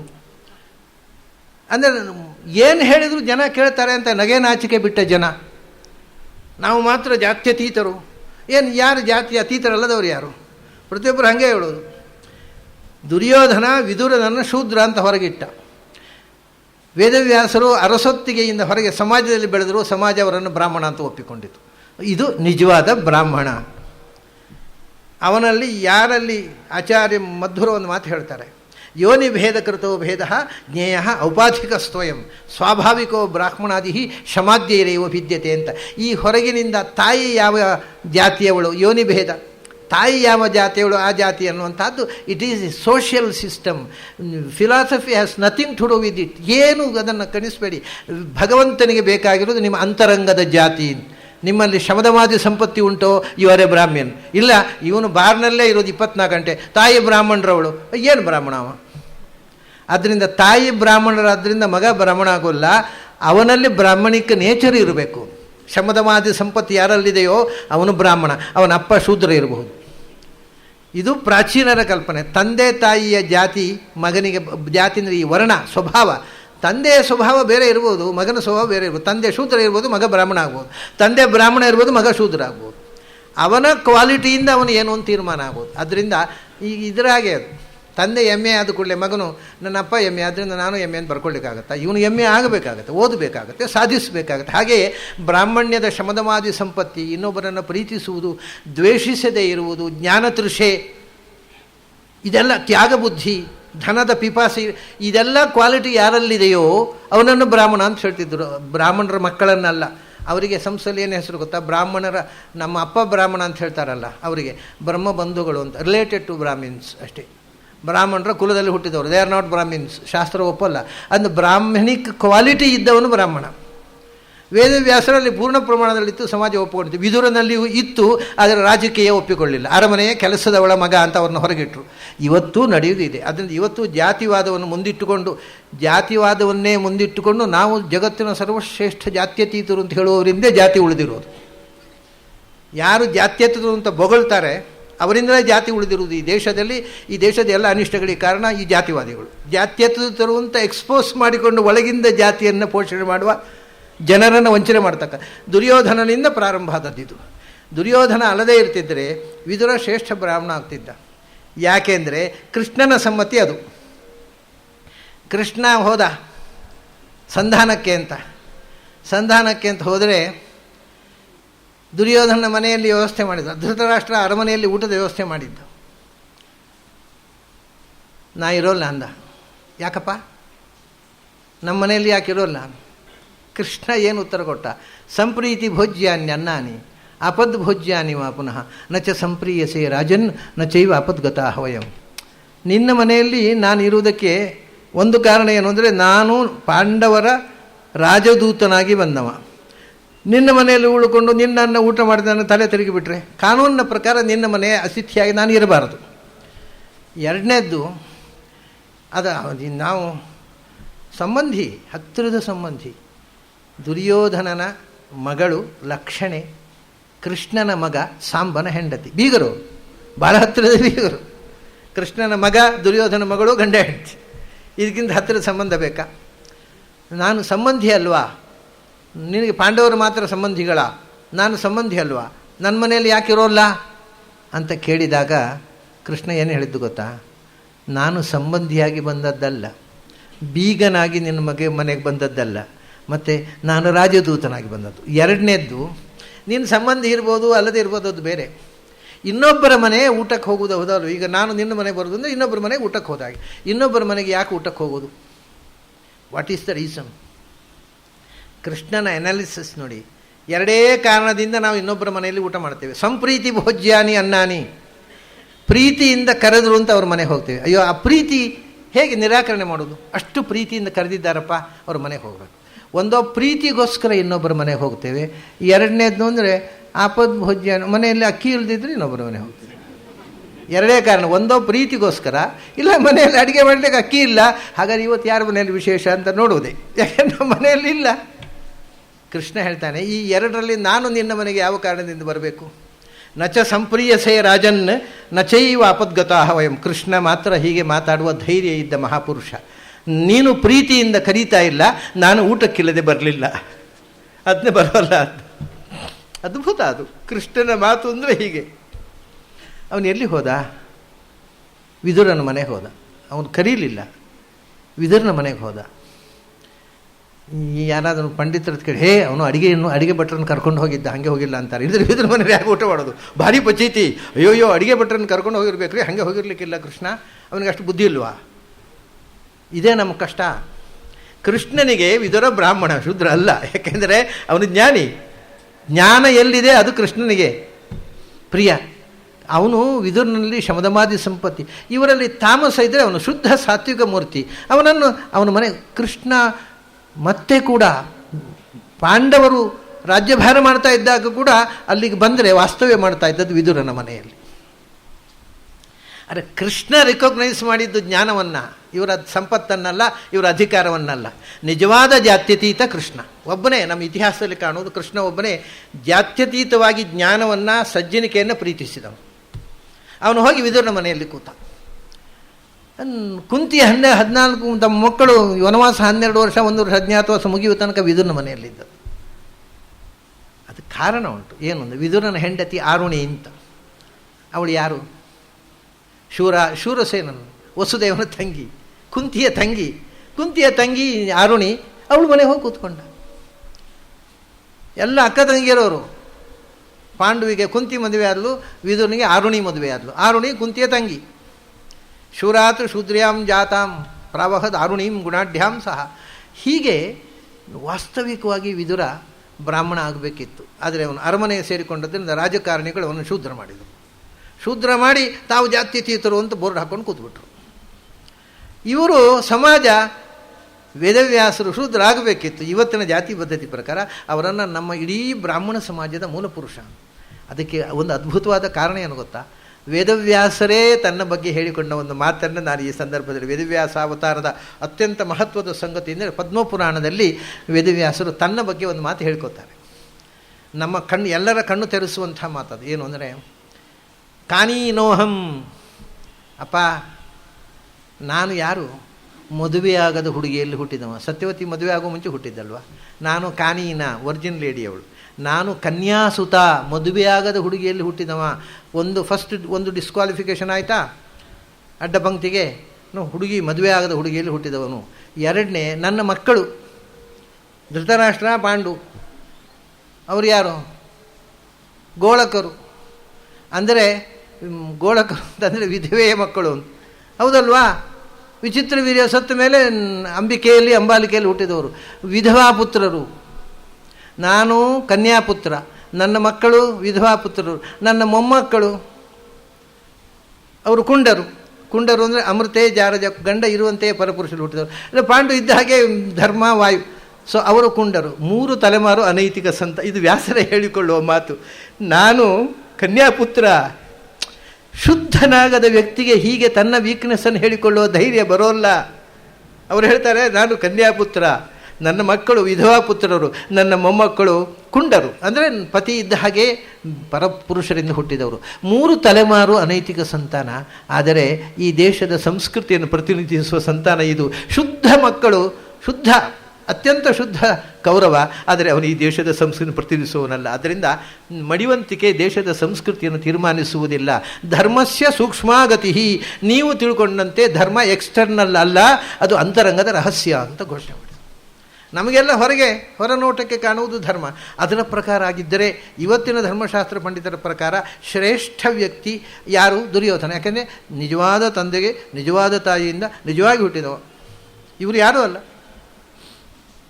ಅದನ್ನು ಶ್ರೇಷ್ಠ ವ್ಯಕ್ತಿ. ಮಡಿವಂತರು ಯಾರನ್ನಾದರೂ ಮೆಚ್ಚಿಕೊಳ್ಬೇಕಾದ್ರೆ ಓಟ್ ಹಾಕಬೇಕಾದ್ರೆ ದುರ್ಯೋಧನಿಗೆ ಹಾಕಬೇಕು. ಇವರು ಅಲ್ಲ ಅನೈತಿಕ ಸಂತಾನ. ಇದು ಹೇಳ್ತಾರೆ, ನಿಮ್ಮ ಕಣ್ಣಿಗೆ ಅನೈತಿಕ ಸಂತಾನ, ಇದು ಭಗವಂತನ ಕಣ್ಣಿನಲ್ಲಿ ಅತ್ಯಂತ ಶ್ರೇಷ್ಠ ನೈತಿಕ ಸಂತಾನ. ನಿಮಗೆ ಧರ್ಮ ಅಂದರೆ ಏನೋ ಗೊತ್ತಾಗೋಲ್ಲ. ಧರ್ಮ ಒಳಗಿನ ರಹಸ್ಯಪ್ಪ, ಹೊರನೋಟದ ಬಹಿರಂಗ ವಸ್ತು ಅಲ್ಲ. ಧರ್ಮಸ್ಯ ತತ್ವಂ ಹಿತಂ ಗುಹಾಯಾಮ್.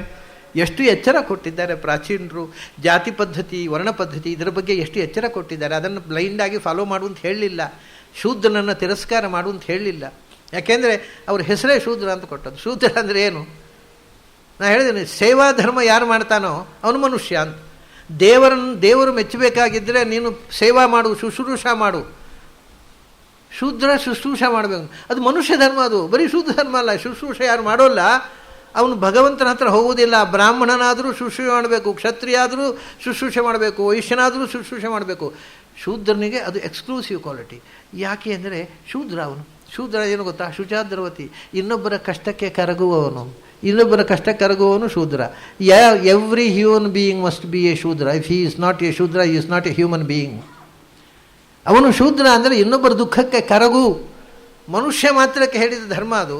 ಅದರಲ್ಲಿ ಇಫ್ ಸಮಥಿಂಗ್ ಇಸ್ ಆ್ಯಡೆಡ್, ನೀವು ಅದರಲ್ಲಿ ನಿಮ್ಮ ವೃತ್ತಿಯಿಂದ ವೈಶ್ಯರಾಗ್ಬೋದು, ವೃತ್ತಿಯಿಂದ ಕ್ಷತ್ರಿಯರಾಗ್ಬೋದು, ಅಥವಾ ಅಧ್ಯಯನದಿಂದ ಬ್ರಾಹ್ಮಣರಾಗ್ಬೋದು. ಬಟ್ ಇದು ಬೇಸಿಕ್ ಕ್ವಾಲಿಟಿ, ಮನುಷ್ಯನ ಬೇಸಿಕ್ ಕ್ವಾಲಿಟಿ, ಸೇವಾ ಧರ್ಮ. ಇನ್ನೊಬ್ಬರ ದುಃಖಕ್ಕೆ ಕರಗಿ ಅವರ ಶುಶ್ರೂಷೆಗೆ ತೊಡಗುವುದು. ಎಷ್ಟು ಸುಂದರವಾಗಿದೆ ಈ ಚಾತುರ್ವರ್ಣ್ಯದ ಕಲ್ಪನೆಯೇ ಅತ್ಯದ್ಭುತ. ಅದನ್ನು ಇವತ್ತು ನಮ್ಮ ರಾಜಕಾರಣಿಗಳು ಬೈಯೋದು ನೋಡಿದರೆ ಅವಕ್ಕೆ ಏನೂ ಗೊತ್ತಿಲ್ಲ, ತಾನು ಏನು ಹೇಳ್ತೇವೆ ಅನ್ನೋದು ಗೊತ್ತಿಲ್ಲ, ಪ್ರಾಚೀನ ಏನು ಹೇಳಿದ್ದಾರೆ ಅಂತ ಗೊತ್ತಿಲ್ಲ. ಒಟ್ಟು ಬಾಯಿ ಬಂದ ಹಾಗೆ ಈ ಚಾತುರ್ವರ್ಣ್ಯದ ಬಗ್ಗೆ ಮಾತಾಡ್ತಾರೆ. ಇದು ಬ್ರಾಹ್ಮಣರು ತಮಗೆ ಅನುಕೂಲವಾಗಿ ಬರ್ಕೊಂಡ ಶಾಸ್ತ್ರ ಅಲ್ಲ. ಇದು psycho analysis of human race, ಮನುಷ್ಯನ ಸ್ವಭಾವ ವಿಶ್ಲೇಷಣೆ. 4 ಥರದ ಸ್ವಭಾವದ ಜನರಿದ್ದಾರೆ. ಕೆಲವರು ಹೇಳೋದು, ಅದೇನು ರೀ ನಿಮ್ಮ ದೇವರಿಗೆ ಬೇರೆ ದೇಶ ಗೊತ್ತಿರಲಿಲ್ವಾ, ಬರೀ ಇಂಡಿಯಾದಲ್ಲಿ ಮಾತ್ರ? ಎಲ್ಲ ದೇಶದಲ್ಲೂ ಇದ್ದಾರೆ. ಅಮೆರಿಕಾದಲ್ಲಿಲ್ವ ಜ್ಞಾನಪ್ರಧಾನರಾದವರು, ಬಿಸ್ನೆಸ್ ಮಾಡುವವರು ಅಥವಾ ಸರ್ವೀಸ್ ಮಾಡುವ ಎಲ್ಲ ಮನುಷ್ಯನ ಸ್ವಭಾವ 4 ಥರ. ಮನುಷ್ಯ ಎಲ್ಲೆಲ್ಲಿದ್ದಾನೆ ಅಲ್ಲೆಲ್ಲ ಈ ಚಾತುರ್ವರ್ಣ್ಯ ಇದೆ. ಆದರೆ ಅದನ್ನು ಸೈಂಟಿಫಿಕ್ ಆಗಿ ಅನಾಲಿಸಿಸ್ ಮಾಡಿ ಅದಕ್ಕೆ ಹೆಸರು ಕೊಟ್ಟವರು ಭಾರತದ ವಿದ್ವಾಂಸರು ಅಷ್ಟೇ. ಅವರಿಗೆ ಹೆಸರೇ ಗೊತ್ತಿಲ್ಲ, ಈ ಅನಾಲಿಸಿಸ್ ಮಾಡಿಲ್ಲ. ಇಷ್ಟು ಸುಂದರವಾದ it is A scientific psycho analysis of human nature. ಅದನ್ನು ನೀವು ಬೈಯೋದು, ಬಾಯಿ ಬಂದಾಗ ಮಾತಾಡೋದು ನೋಡಿದರೆ ಏನು ಮಾಡಬೇಕು? ಇಂಥ ಪೆದ್ದುಗಳ ಕೈಯಲ್ಲಿ ಸಿಕ್ಕಾಕೊಂಡು ಈ ದೇಶ ಪೆದ್ದುಗಳ ಕೈಯಲ್ಲಿ ಸಿಕ್ಕೋಯ್ತಲ್ಲ. ಯಾವುದು ಸತ್ಯ, ಯಾವುದು ಸುಂದರ, ಯಾವುದು ಈ ದೇಶದ ಜ್ಞಾನದ ಸಂಪತ್ತು, ಅದನ್ನು ನಿಂದನೆ ಮಾಡಿ ವಿಪತ್ತನ್ನೇ ನಮ್ಮ ಸಂಪತ್ತು ಅಂತ ತೋರಿಸುವ ಮಂದಿಯ ಕೈಯಲ್ಲಿ ನಾವು ಆಟದ ಬೊಂಬೆಗಳಾಗಿಬಿಟ್ಟಿದ್ದೇವೆ. ವೇದವ್ಯಾಸರೇ ರಕ್ಷಿಸಬೇಕು, ಅವರು ಖಂಡಿತ ರಕ್ಷಿಸ್ತಾರೆ ಅಂತ ಆಶಿಸೋಣ ಅನ್ನುವ ಮಾತಿನ ಜೊತೆಗೆ ಇವತ್ತಿನ ಈ ಅವತಾರ ಚಿಂತನೆಯನ್ನು ಮುಗಿಸ್ತಾ ಇದ್ದೇನೆ. ಮತ್ತೆ ನಾಳೆ ಸೇರಿದಾಗ ಅಲ್ಲಿ ತನಕ ತಮಗೆಲ್ಲ ಅಭಿನಂದನೆಗಳು ಮತ್ತು ಅಭಿವಂದನೆಗಳು.